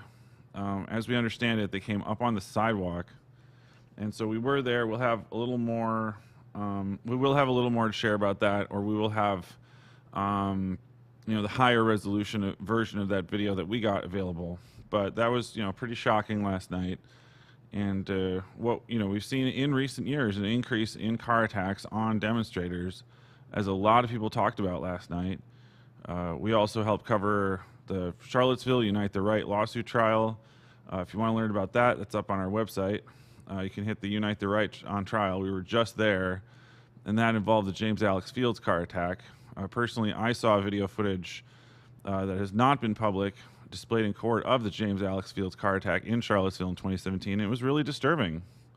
Car attacks are really disturbing, and they've intensified. So that is a serious problem these days, and I think that just needs to be highlighted. So, so we'll have the what we got from that quick encounter, which fortunately wasn't worse than it could have been last night in Minneapolis. But it is just really disturbing that it's been normalized, it's been promoted. White supremacists have promoted car attacks. Other, factions have promoted attacking people with cars. It's really a serious problem. It just really, honestly bothers me. So anyway, besides that, we got the new Unicorn Riot Live Twitter. Hit up there for the, moment by moment legal updates. And then, and obviously, so anyway, we're trying to push the legal updates into the secondary Twitter account. so that they're not, flooding out the main Twitter account. So you can hit up there for the legal updates. Yeah, and then, right, and sorry, to circle back again on the car attacks, Deonna Marie was killed in another car attack in uptown Minneapolis only a few months ago. So this has become a really endemic problem, not just in Charlottesville or elsewhere, but also in the Twin Cities. So it's quite disturbing. Anyway, it's too early for this, honestly. So look, I'm gonna play some items from the Daunte Wright birthday event, and we'll wait out this thing. Again, we got about 15 minutes left. Thank you for tuning in. If you can support our work, the donate link is up at the top of our website. You can hit the unicornriot.ninja/donate. We take PayPal, Stripe. We're on Patreon. If you want to get rid of those cryptocurrencies, we're on Coinbase.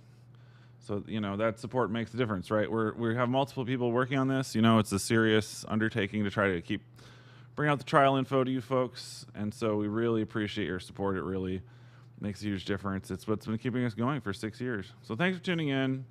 We're going to keep hanging in there with jury selection. It is mostly moving pretty quick. So we're kind of optimistic it's not going to drag out too much farther. And yeah, the defense has used at least 2 preemptive strikes so far. Thanks for tuning in, folks.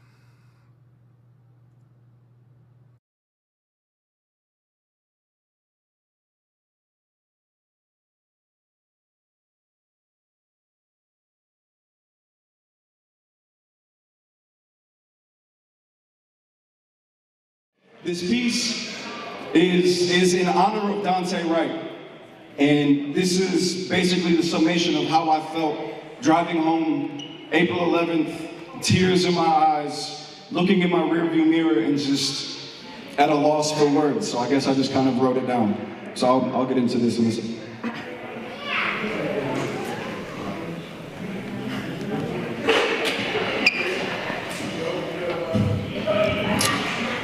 Look me in my fucking eyes. And yeah, I cursed, because I don't know what else to do. Because every time I turn on the TV, it's another nigga dying on the news. And don't you dare bring up Chicago, St. Louis, LA, North Minneapolis, because those murders hurt me too. You say, what about black on black? So you admit black death should be a crime to you. But when a cop pulls the trigger, y'all act like it's what they're paid to do, like it's in their job description. Like since their gang is funded by tax dollars, it's different. Like white on white crime and hate crimes and lynchings are non-existent, y'all just don't want to listen. Look me in my fucking eyes. Can you see the tears? Can you see the pain? Can you see all the names that are ingrained in my brain? Because no matter how hard I fight, I feel like everything's still the same. I can't go a day, a minute celebrating what I think may be a victory. Anytime I think there's progress, one of y'all go on a killing spree. I can't help but think it's only a matter of time before y'all end up killing me. Look me in my eyes. Tell me what you see. Do you think I'm lying when I explain how it feels to be me? You can't disagree with me when all I do is tell you my reality. My experience is mine, yet you want to debate if it's actuality. You ain't walking in my shoes, but shit, you shouldn't have to be. When I tell you what it is, just listen, instead of throwing your own opinions back at me. You think my fear is irrational every time I see them flashing lights, but I gotta do what I gotta do to make it to another night. And all I got is fight or flight, and we've been fighting for hundreds of years, so running is all I got left. But look what white folks did to him on Aubrey. Look what the police did to Daunte Wright. Y'all say his fear is irrational, but they're the ones who took his life. So his fear of being murdered by the police should be justified, right? But cops fear for their safety too. But somehow that ain't an issue. Well, how do I know if they can tell the difference between a gun and a taser that they're issued? Just comply, just comply, just comply. But there's no way to count all the ways a nigga in the system can die. Because no matter what happens, the police can always lie. Shit, we have to protest for them to release the footage that they hide, and all the reports can easily be falsified. Do you know what happens to black bodies in police custody? Hardell Sherrill does. So does Sandra Bland. Eric Larry knows that they can torture you uninterruptedly. Maybe Khalif Browder can help you understand why I'm not following no police commands, because I'll be damned Look into my eyes. Do you see yourself being killed every time you scroll through your timeline? Because I do. Can you see the footage constantly replaying on my mind? I can't avoid it even if I tried to. Look at my eyes. Did they tell you I haven't gotten a full night's sleep since I don't even know when? Can you see that when I look at pictures of me from a year ago, it's like I don't even know them? Maybe you can't see it. Now, maybe my eyes are no longer windows into my reality. Maybe now they're mirrors. So now when you look into mine, all it does is show you your reality even clearer. Yeah, see, the next time the cops kill somebody, and I'm right up at the front of the police line, and I feel myself tearing up just like I do each time, just realize, as everybody cries, as I stand a few feet from where another black body lies, that is no question why all the cops on the other side will never, ever, ever look me in my fucking eyes.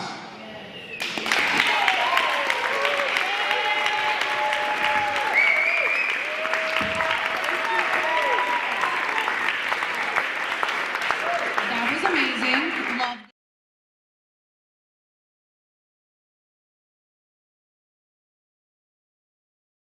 Good evening, everybody.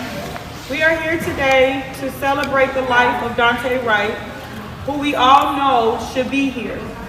On April 11th of this year, Daunte was brutally shot by Kim Potter, the Brooklyn Center Police. We all stand here today as families that have lost loved ones at the hands of police, as well as... Good evening, everybody. We are here today to celebrate the life of Daunte Wright, who we all know should be here. On April 11th of this year, Daunte was brutally shot by Kim Potter, the Brooklyn Center Police. We all stand here today as families that have lost loved ones at the hands of police, as well as strong community members and community leaders. We are still demanding justice for Daunte. But we want today to be an uplifting day for Daunte's family. We want today to be a day that they can remember Daunte. But we do understand and know the pain that this family is feeling and will continue to feel. We know that Daunte did not deserve to die like that. We know that Daunte's trial will be at the end of this month, November 30th. So we are asking the community to continue to come out, to keep Daunte's name alive, to not let this system sweep his name under the rug. Cameras were not allowed in the courtroom for Daunte. So we have to do events such as this to continue to keep the spotlight on his name. We know that prior to Daunte, there had been many more killings where they swept the murders under the rug, which led up to the death of Daunte Wright. So we're going to continue to have events such as this to uplift the family, to uplift Daunte's name, and to uplift our community. We will now have words from Daunte's mother, Katie Wright.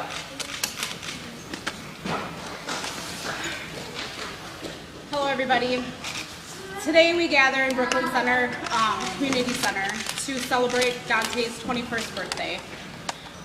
While we're celebrating memories and happy times when we should actually be celebrating him here with us.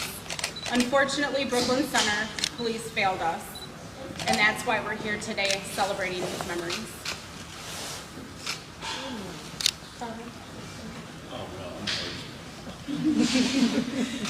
Any other Daunte Wright's family want to say anything?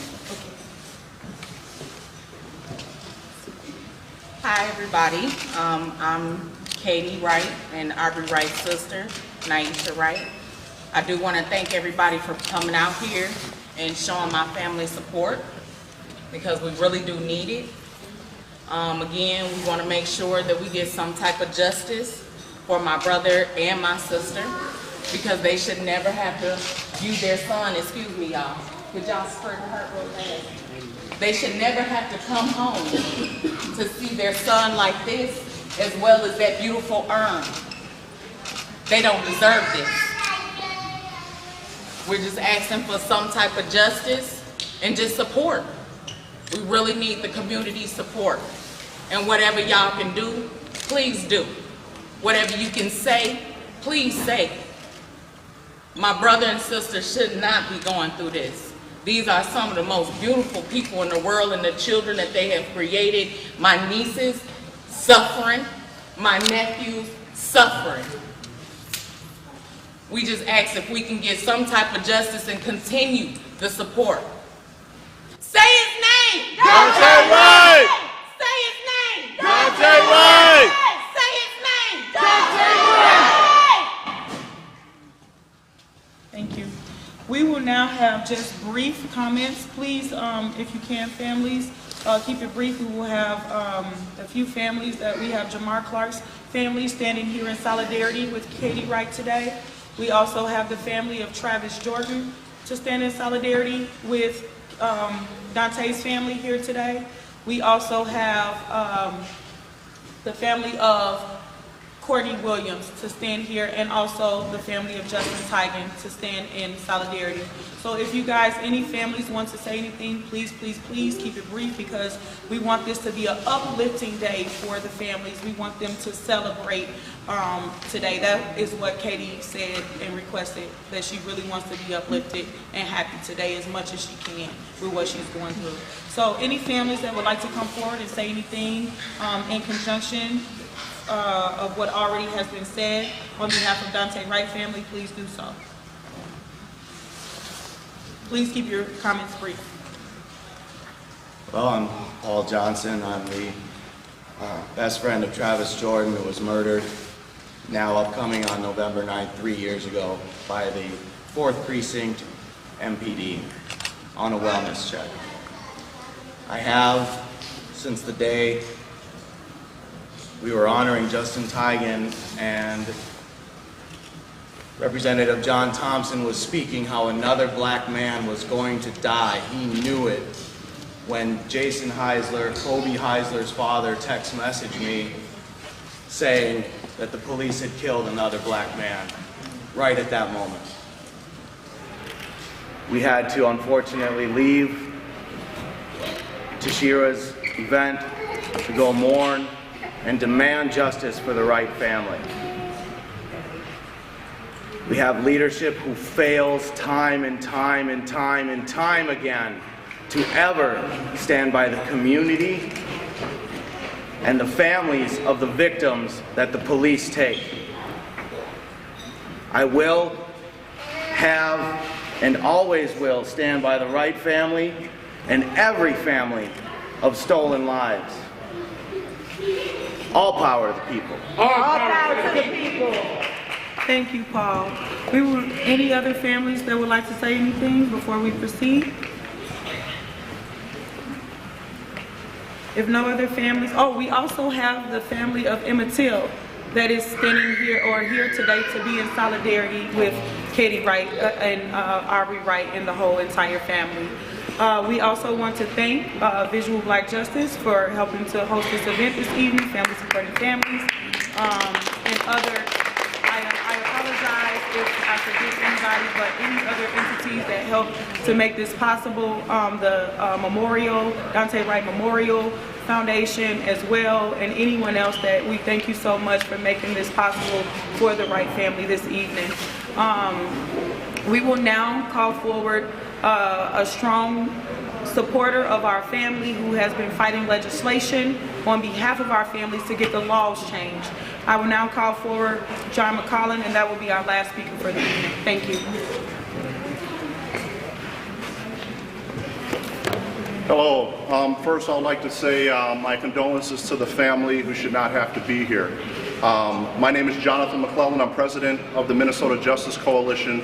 We are part of a collective of organizations that work with families and community to draft and advance legislation and other policy initiatives at the Capitol here in St. Paul and in Washington, D.C. We are here today to celebrate the 21st birthday of Daunte Wright. Sadly, Daunte was murdered by a police officer on April 11, 2021. The people want justice. We demand to be heard. We must be the voice for the voiceless, as they are not here to defend themselves or demand a proper investigation and gathering of the facts. We are not asking for a handout. We want your boot off our neck. We want a fair shot. We want a level playing field, not a hill we have to climb and fight with one hand tied behind our back, a knee in our neck, a gun to our head, or the head of our children. We are all one family. We are all in this together. An attack on one of us is an attack on all of us. And when you pair a movement with the cause of action designed to change a system, even the mightiest mountains will not be able to.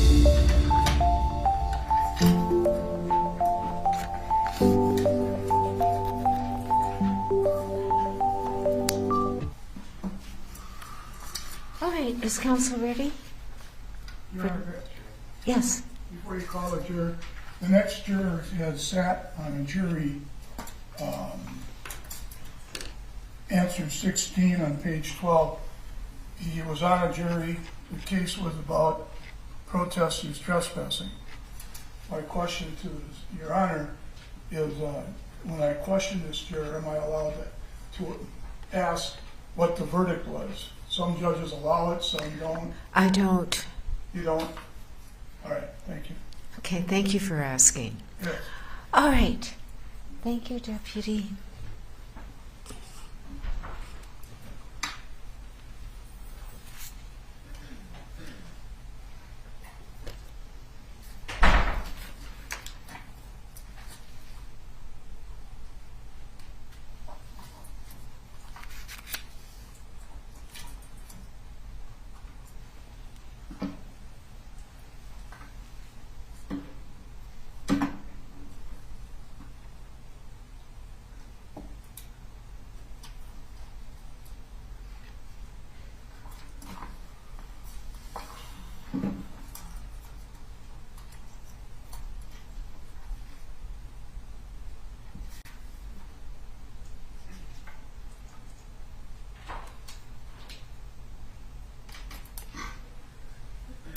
Hello, juror number 21. Please have a seat, and you may remove your mask.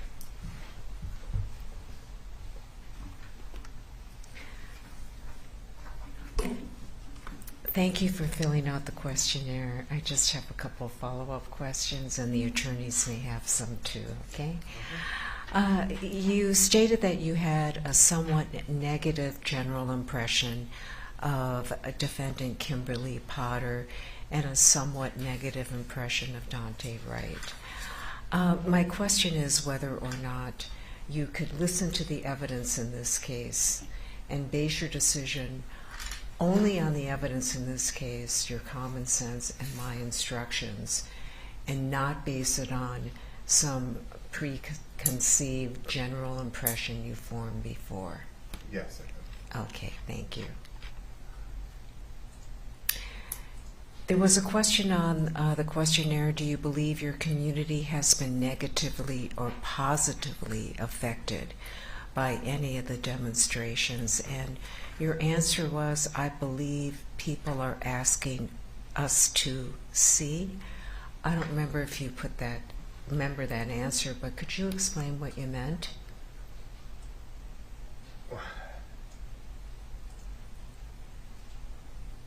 I think, yes, there's negative impacts, but yes, there's a lot of positive impacts because it's raising conversations that we haven't had before. Mm-hmm. And I think that was positive, but it's happening in a negative fashion. So,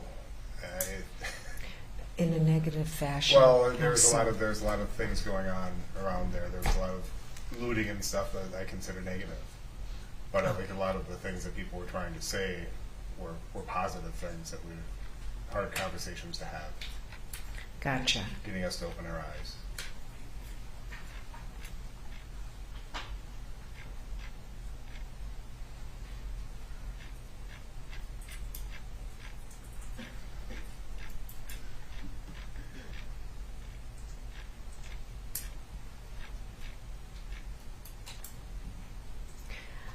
You have a brother-in-law that's in law enforcement? I do. Well, He works with the Department of Commerce, so. Okay, so what's his position? Special agent. Oh, okay. So FBI or? I don't know exactly. He's part of the Department of Commerce, so it's not FBI. Okay. He works out in DC. All right. Do you have a lot of contact with him? On holidays. Okay. Yes.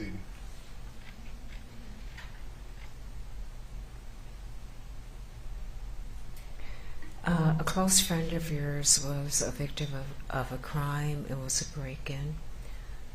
Yes. And did your friend ever express any dissatisfaction with how the police responded? No, actually, I was there. It's my neighbor, and it wasn't. The police acted very professionally, and everything was handled wonderfully. Okay. Did they ever find the culprit? Yeah, the guy walked into his living room and just sat down on the couch. So the police did come, and the guy was escorted out. And okay. Uninvited guest. It was yes, very uninvited guest at 3 a.m. All right.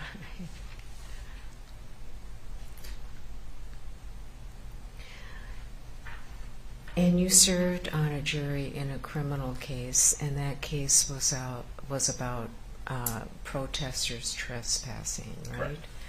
Correct. Is there anything about that case and sitting on a jury in that case that makes you think you would not be a good juror in this case?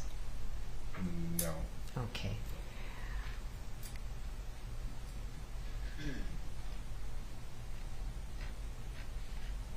How did you like jury duty when you sat on that case? I found it informative. Okay. So it wasn't terrible, right? No, it wasn't terrible. All no, right. And would you describe it as a learning experience, maybe? Definitely. Okay. Are you willing to serve as a juror in this case? If I'm called upon, yes. Okay, good.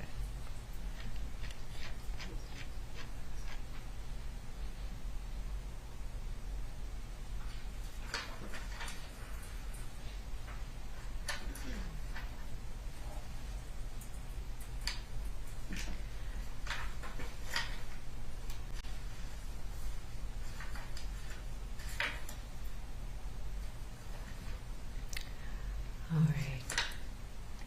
Is there anything that we should know about you that was not on the questionnaire that would impact your ability to be a fair and impartial juror? Not that I'm aware of, no. Okay, thank you. Counsel?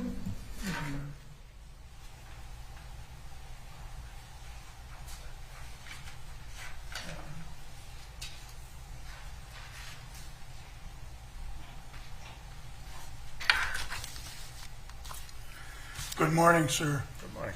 I'll call you 21. That's the jury you are. I'm going to ask you just a few questions about your answers to the questions in the questionnaire. How long ago was that jury trial you sat on? Was it more than 4 years ago? Yes. Okay. Yeah, roughly 10 years, I'd say. All right.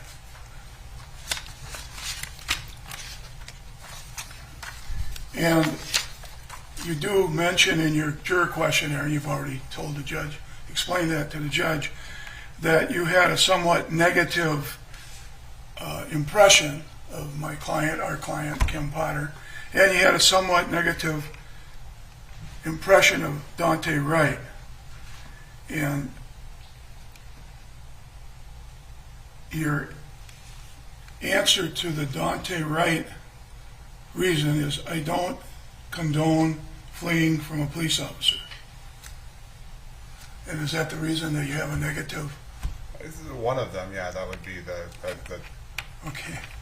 And also on our client's reason, I believe when training in fellow officers, your actions should be more thought out.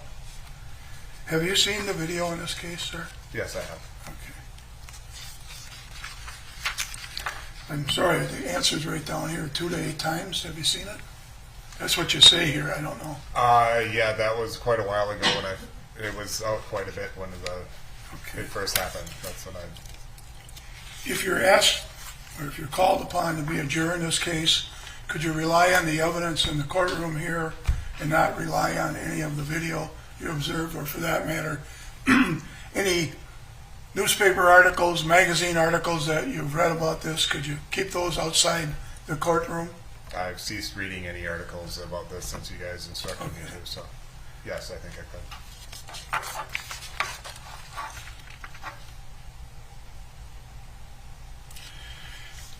On page 9 of answer 19, how favorable or unfavorable are you about Blue Lives Matter?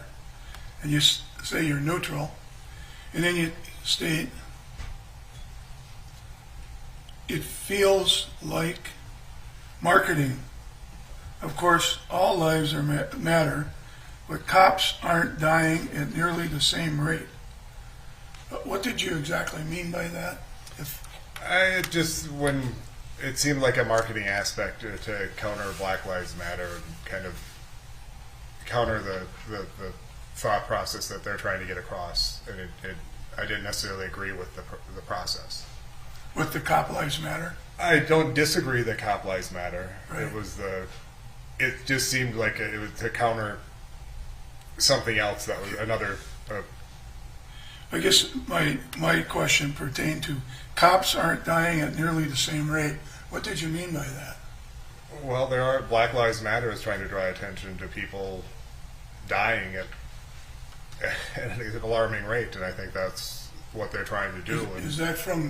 Are you taking that from your belief that more blacks are dying at the hands of police officers than police officers are dying in the state? Or for that matter in the United States? Essentially, yes. But you don't have any statistics on that, do you? No, I didn't look up any statistics. Okay. So. And would you keep that out of the courtroom when Yes. you decide this case? Rely on the evidence? You have to answer yes or no. Court reporter. The court reporter, if it takes it down. Okay. Why don't you ask your question again? Okay. That might be a tough job, Judge. Sorry. I'd already forgot about that question. You hadn't done any studies on whether or not cops aren't dying at nearly the same rate? No, I haven't. Okay. And would that enter into your decision in this case? No. If you were asked as a juror, called as a juror, and you're deciding this case, would you keep that outside the courtroom? Sure. Okay.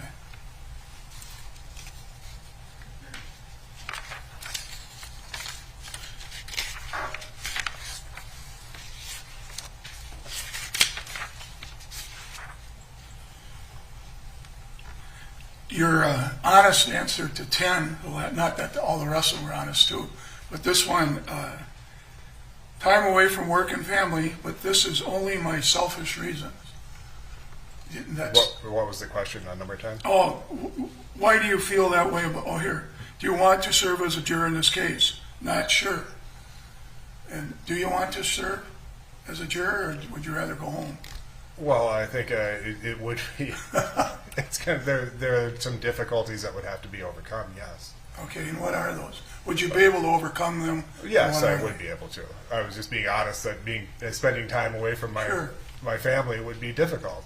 Okay. With respect to your employment, do you work days? I do. Okay, so it wouldn't be much different than that, unless you. Well, yes, I have a deal worked out with my wife that that the child care issue would be have to be dealt with. You have all young children. Yes. You'll get out of that for a few days. Is that fair? You'd have to ask my wife that question. Okay. Thank you, sir.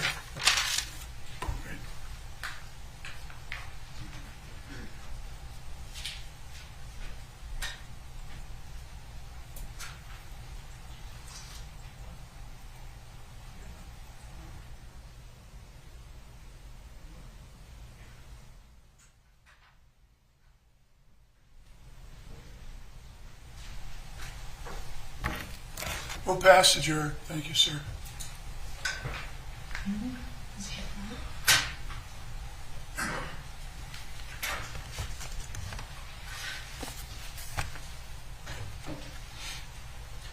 Thank you, Your Honor. Juror 21, I apologize for calling you by number. It's just the way we're doing it in this case, but I know it's rather impersonal. Thank you for your answers. I kind of come third in line, so a lot of my questions have been asked, and I'll try not to be repetitive, but just a couple things to follow up on.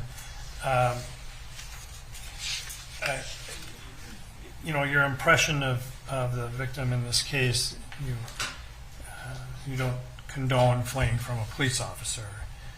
That's a perfectly understandable answer.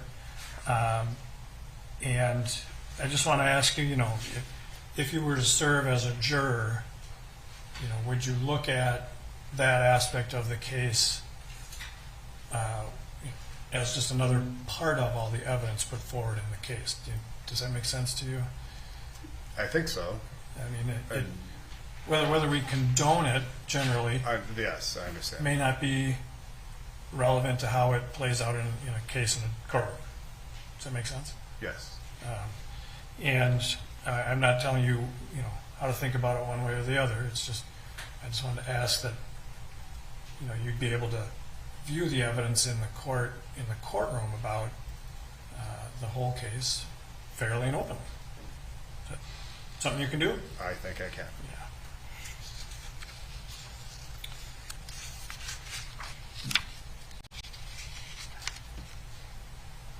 Yeah, and did I hear you right? The person that broke into your neighbor's house just had a seat on the couch and was apprehended there? Yeah, there was some, I believe, alcohol, drugs, and some possible mental illness involved in that, yes. Okay. So that situation was handled pretty swiftly. Yeah, yes it was.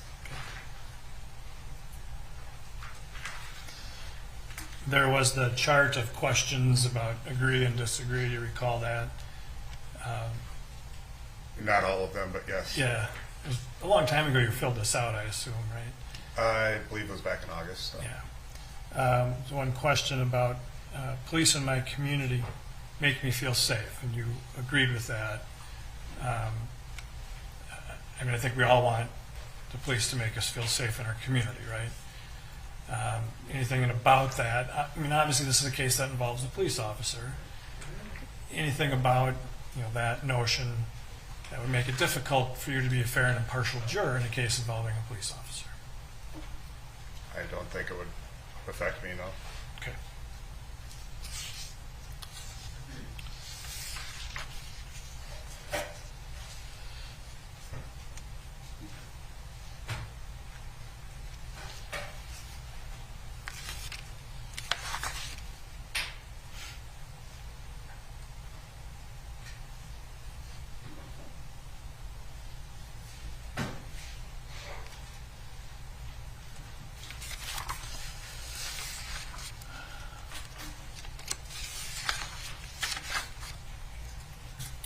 Well, maybe this is the good thing about jury questionnaires. It gets a lot of my question answers answered ahead of time. Can you excuse me for just a moment, please? Your Honor, may I please?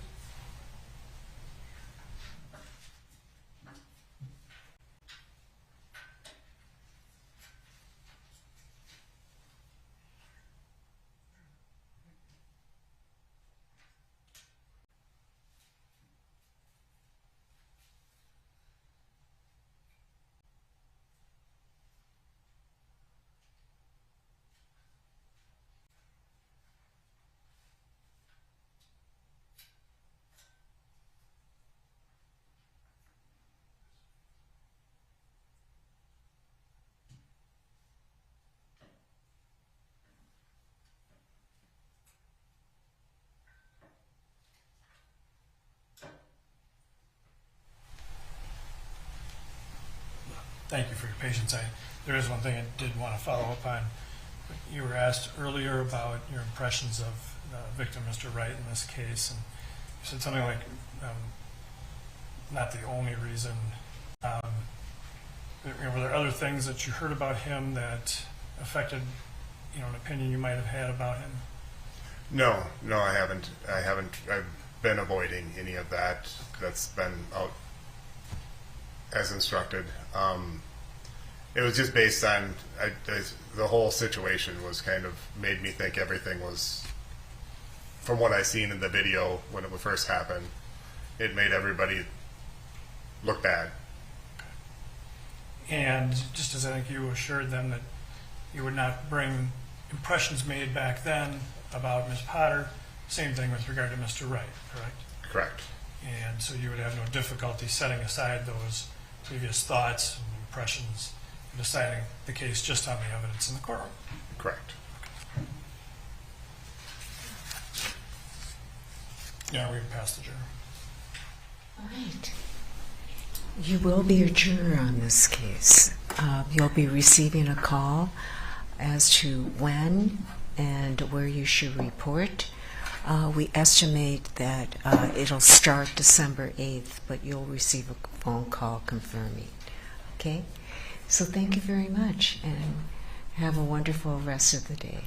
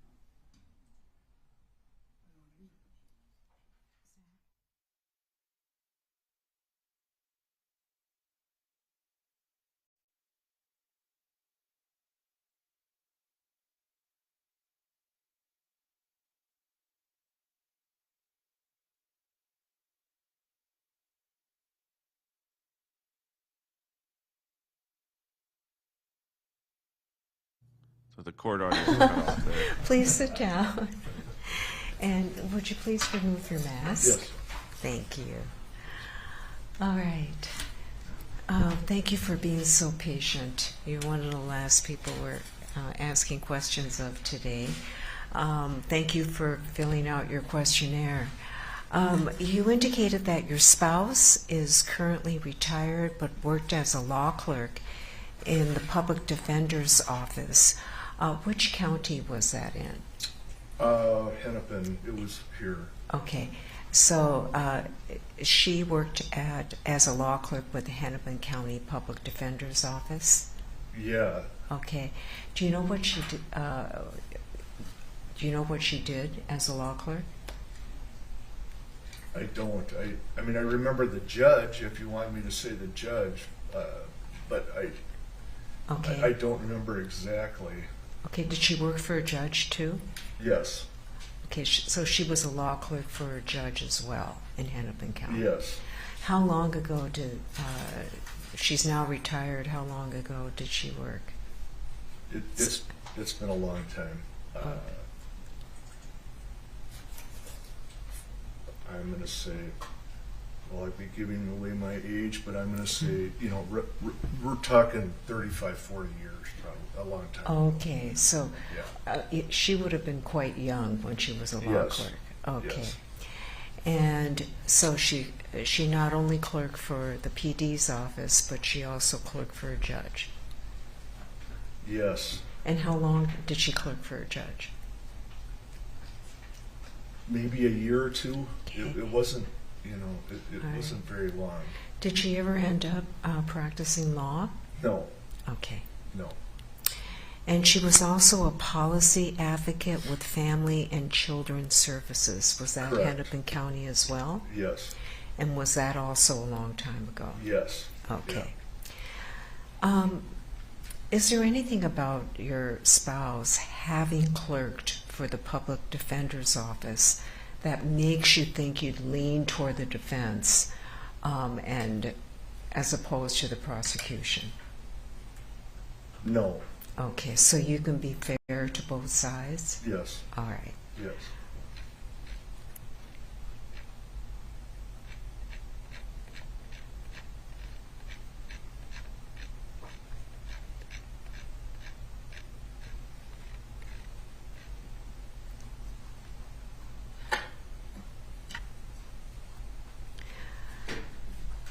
Are you willing to serve as a juror in this case if you're selected? Yes. Thank you. And can you be open-minded, fair, and neutral? Yes. Okay. Thank you. Yes. Mr. Ng?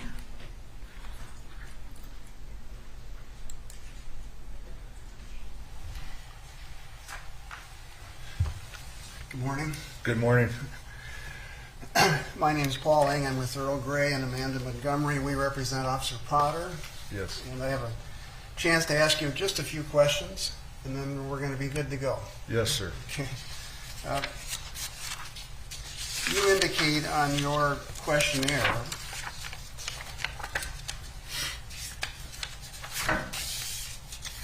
that you have a neutral impression of Officer Potter and a neutral impression of Mr. Wright as well. You remember those questions, I assume? Yes. Okay. And the reason you had a neutral impression is that you didn't have enough information to make an impression one way or another. Yes. As you sit here and Judge Chu asked you about that, will you presume Officer Potter innocent of the offense as you start the trial? Yes. Okay. She is going to testify, and will you wait for her testimony before you start to figure out what happened here? Yes. And the other witnesses that we will present to you? Yes. Okay. You have no difficulty doing that at all, do you? No. Okay. That's the fair thing to do? Yes. And everything in your questionnaire indicates that you will be fair. Yes, sir. And nothing has changed, obviously. Correct. Okay. And I don't mean to insult you by asking if you'll be fair. It's just we have to do our job and ask the question. That's okay. I understand. Okay.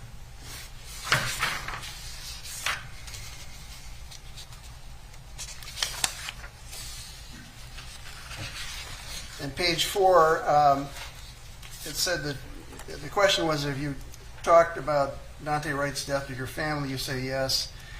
And then you say that the defendant possibly made an error. You remember answering the question that way? To be honest with you, no, I don't remember exactly how I answered it, with a 16-page document, but Well, I'll represent to you, quote, that the defendant possibly made an error. That's your answer. yes, yes. And Yes, sir. why did you say that? Well, I guess I'm probably basing it off the 5 to 10 second clip that has been on the news. Really on that, I guess. I have, I have nothing else to base that on. You haven't seen that for a while, I assume. Correct. Okay. You Correct. saw it when it first came out. Correct. Last April. Okay. Yeah. Well, you realize, of course, that whatever you hear matters more, and that you're to decide Yes, the sir. case on the court. Okay.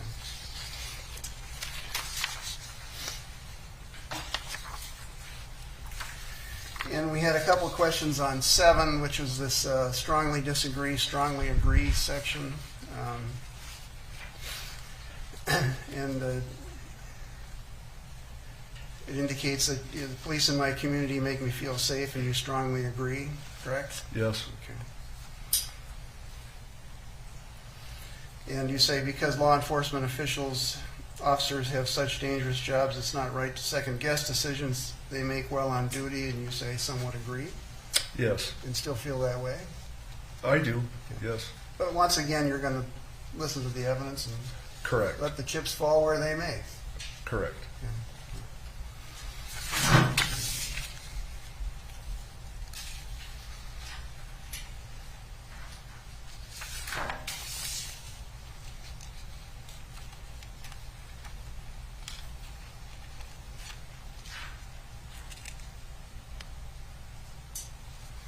And you mentioned a degree program that you're in currently. Well, yes. I've been a registered nurse since 1994, and I'm in a nurse practitioner program right now. Okay. And when do you expect to finish that? Well, I won't complete that for about another year and a half, but I've been going for about 2.5 years now. So. And that allows you to practice more practice medicine than just be an assistant, so to speak. Correct. Yeah, it's on a higher level. Higher yes. level. Yeah.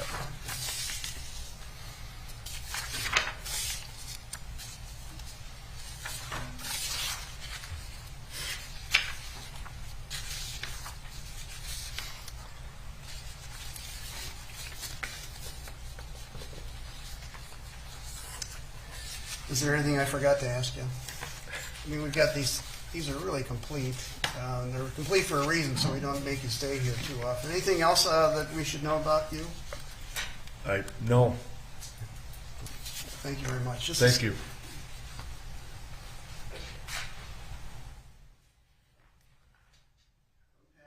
Thank you very much, Your Honor. Mr. Frank?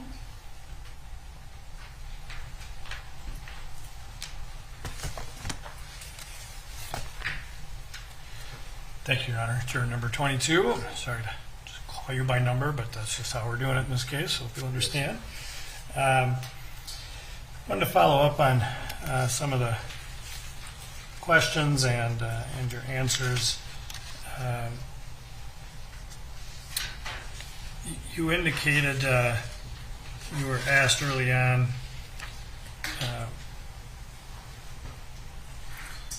what opinions you have expressed. It was Mr. Eng asked you about it. You said that the defendant possibly made an error. Why did you write that as the answer with regard to your opinion? Well, because in watching that 5 to 10 second clip, of course, I don't remember the exact allotted time or time, on that. And I believe she said that, I didn't mean to shoot him or something to that effect. So, I guess that's why I answered it that way. Okay. And so it was based just entirely on what you saw of her in that video, in other words? Basically, yes. That opinion was limited to that 5 or 10 seconds, whatever the video was. That you Correct, saw. Yes.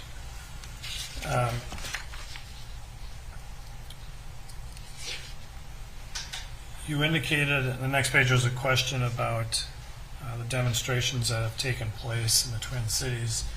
You indicated not, in your community, but you think Minneapolis has been negatively affected. What did you mean by that?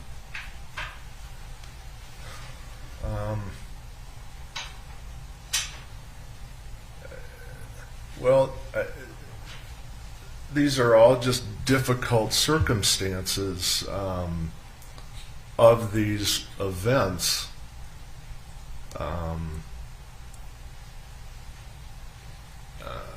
And I think they're difficult from the citizens, all the way up to the police, to the city level. It's just difficult. Yeah. Do you think it was sort of the lawlessness aspect of it that was really the problem there? Or what's the negative impact from? I think that contributed to it, yes. Okay. Were there other things that you think contributed? I don't want to put words in your mouth.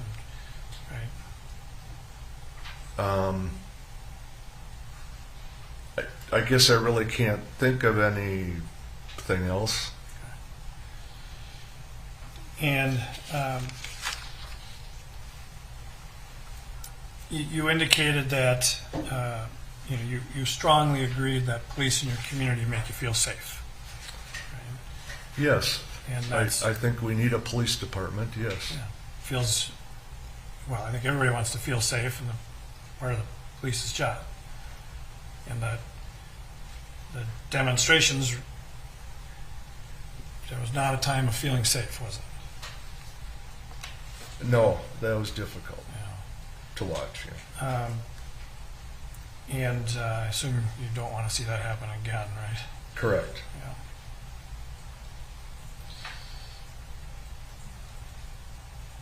you were asked, one of the other questions is, because law enforcement officers have such dangerous jobs, it is not right to second guess decisions they make while on duty. And you said you somewhat agree with that. Tell us why you chose that. And I think I'm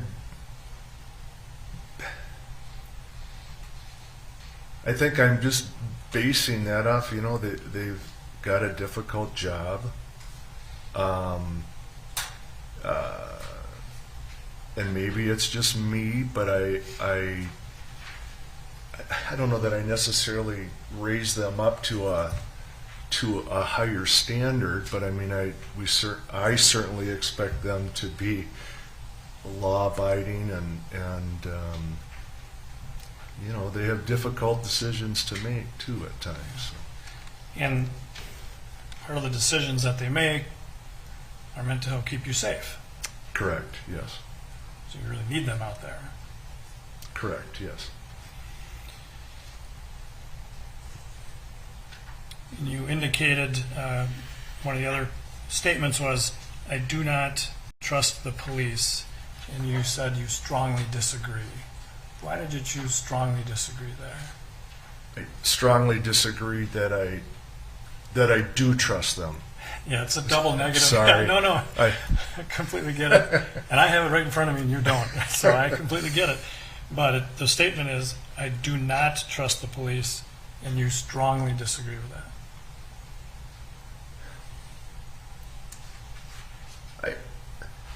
Well, I guess I do trust them, I guess, until proven otherwise. I mean, I expect them to protect me. So I don't really have a reason not to trust them until otherwise, depending on the circumstances, I guess. I mean, is it fair to say that you start out, you know, with a mindset that it's that they're out there to protect me, and I need this now more than ever, and so I really put my trust and faith in them? Yes. Okay. I mean, yeah. And because of that, you don't necessarily want to second guess them. Fair? I think that's fair, yes.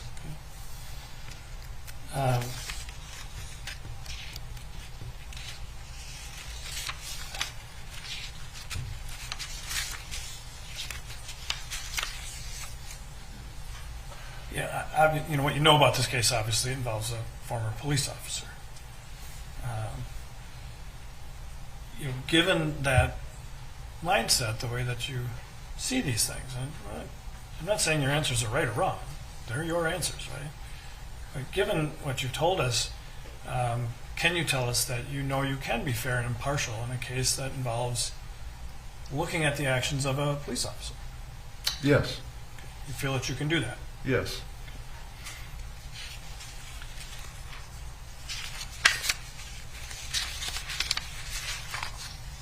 Hard question to answer. I'm going to ask it anyway. A jury, you know, they sit there and they listen, and they have to make certain decisions on their own, but they also have this group dynamic. You go into the jury room and you deliberate. You know, as you sit here today, can you tell us how you think you're going to put those things, from demonstrations and the need to feel safe in your community and not second-guessing officers, how are you going to put that out of your mind when it comes to making a decision with other jurors? And you're asking me how, right? Yeah. How I would put that? Based on the evidence and what is presented to me as a juror, and make a decision from there. And you won't be able to, you know, think back to, well, I saw that 10-second clip, I thought this, right, that's the stuff you got to leave out of it. Correct, yes. And you think you can do that? Yes.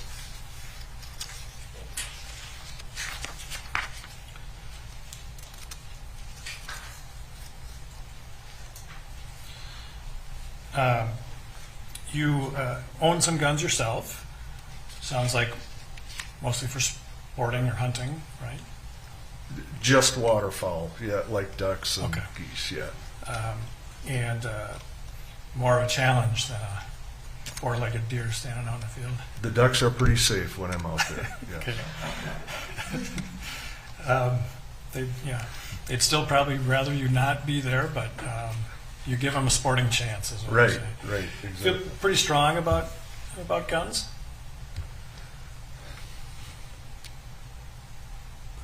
Well, I like to think that I'm a responsible gun owner. I don't have any reason to have really any other type of weapon than that in the house. I do have a son that I hunt with, and we do it responsibly and under the law. So. Yeah, I think you wrote that this has really been a lifetime thing for you, right? Since you were a kid, right? Correct. Yes. Yes. So you got to take the gun safety classes as a kid, and then went hunting with your father. Yep. Correct. Yes.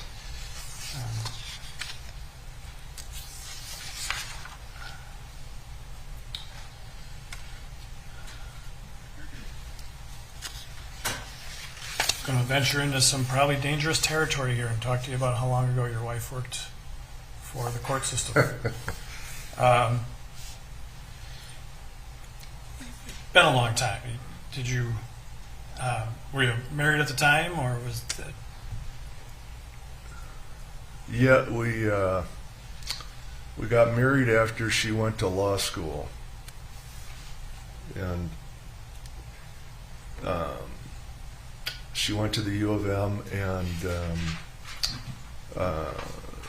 worked for the Family and Children's Services as an advocate for them. Really did not need her law degree at that time, but she did a lot of lobbying, and then she did the clerk in that for I believe a year or two, and never practiced in private practice. So back then, did you talk much about her work as a clerk or for the judge or the public defender's office? Well, I mean, she wouldn't talk about like any specific cases, but we would periodically maybe talk about probably more the events in the courtroom than what actually was going on with the prosecution or the defense. So did she work in those fields at all after that initial spat? No, she retired early, unfortunately. So and so she hasn't been working in that field since. No.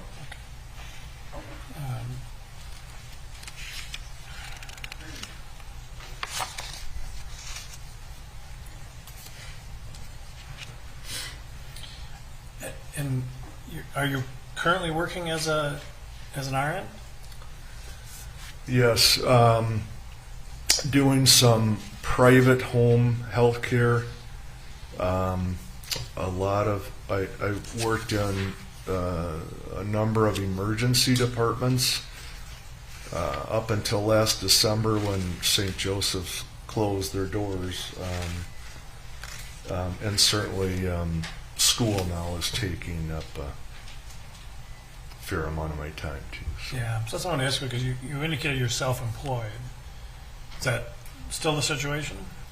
Yes, because I do have some properties too that I manage. So with the nursing, the school, and the properties, I stay pretty busy. So. You're not retired. No.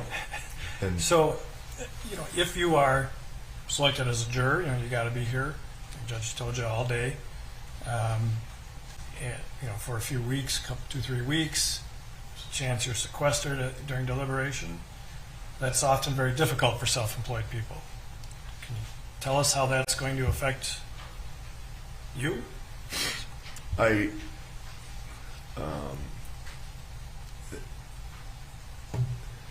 Probably the only thing that I can think of, really, the nursing and like the properties, I do not own alone, so that's not an issue. With school here in the middle of the month, I've got a couple of tests that I need to take. However, I can do those online. So other than that, I'm Yeah, I was going to ask you about the schooling separately. pretty but- open. Okay. So with regard to the self-employment, are you concerned about losing work opportunities that will affect your income, given the schedule we might have?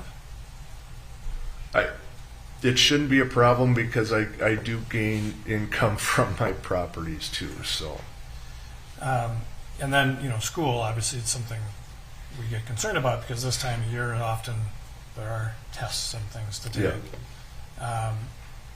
It sounds like you have some coming up, but would you, the other thing we don't want you doing is taking tests late into the morning or, into the night and then being just wiped out the next day from lack of sleep or cramming. well, the good thing is it's flexible since that part of it is online, so I don't have to be in a classroom somewhere. So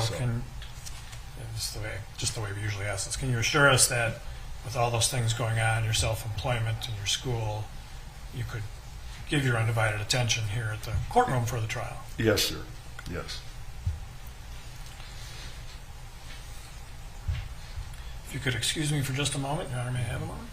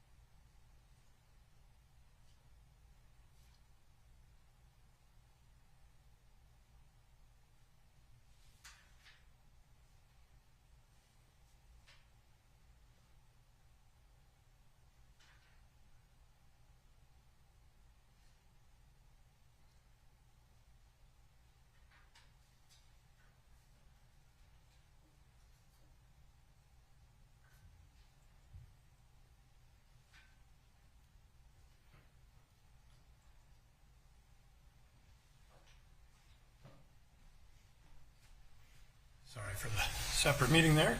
Your Honor, we would pass the juror. Okay. You will be a juror in this case. We expect to start December 8th, but you will be getting a call from the jury office telling you the exact date, the exact time, and when to report. Okay. Okay. Have a good rest of the day, okay? Okay. Thank you. Thank you.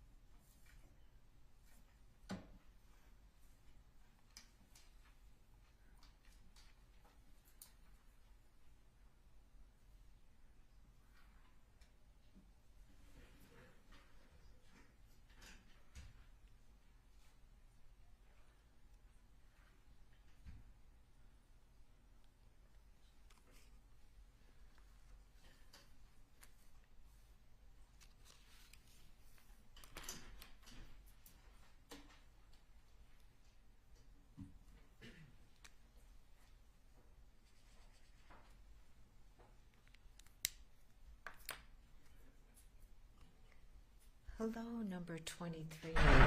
Please have a seat, and you may remove your mask. Okay. All right. I think you raised your hand when to my question. Does anyone have a problem hearing or understanding what I'm saying? Yeah. Can you explain why you raised your hand? Oh, sorry. I'm sorry. Oh no. When I was asking the group questions, one of my questions was, does anybody have a problem hearing or understanding what I'm saying? And you had raised your hand? Yeah, I raised my hand because I don't know too much English. You know, I understand a little bit. Okay, I get it. So, Your Honor, could the juror take off her mask and use the microphone? oh yes, I'm sorry, you need to take your mask off. Okay. Well, I raise my hand because I don't understand too much English. Okay. And so you would have difficulty, I mean, how long have you been in this country? 22 years. 22 years? Yeah. Okay. I understand, but when I talking, I don't know speaking very good English. Okay. And when I was giving you general instructions, were you having a problem following? Yes. Yes? Yes. Okay. Do you think that your language, your ability to understand English would prevent you from being able to hear and understand the testimony? Can you repeat the question, please? Okay. I take it that you're uncomfortable being a juror. Mm-hmm. All right. Yes? Yes. Okay. And it's because of the language. Yeah. All right. Sorry, I am very nervous. Okay. Does either side wish to ask any questions of number 23? No, Your Honor. Okay. Thank you so much. You're welcome. You're excused. Okay. Thank you. Sorry.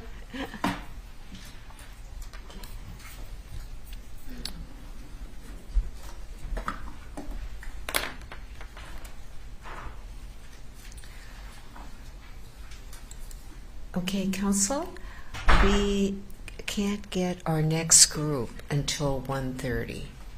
Okay, because they were all called beforehand. We can probably get lunches early. We can try to get lunches early. Okay. Or my staff will. You brought your own? Okay. All right, counsel, I'm really happy to see that jury selection is really moving along. What I want you to start thinking about is whether or not we should start the trial earlier than December 8th.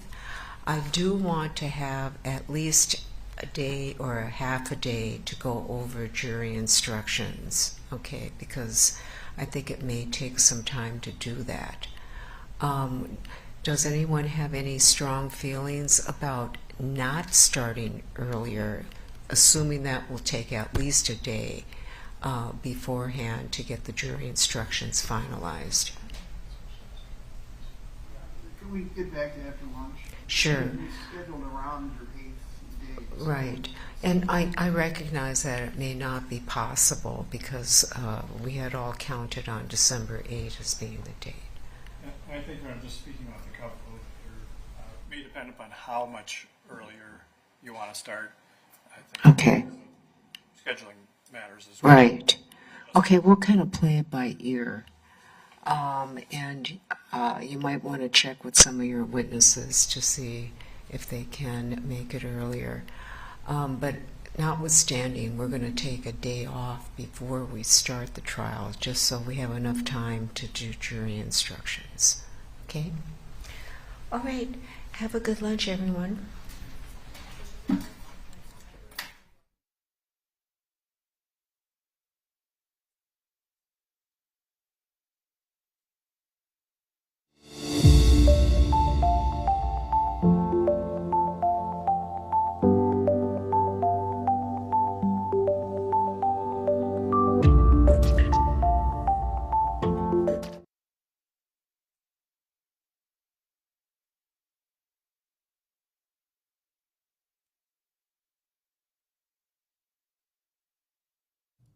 Hey everyone, thanks for joining us.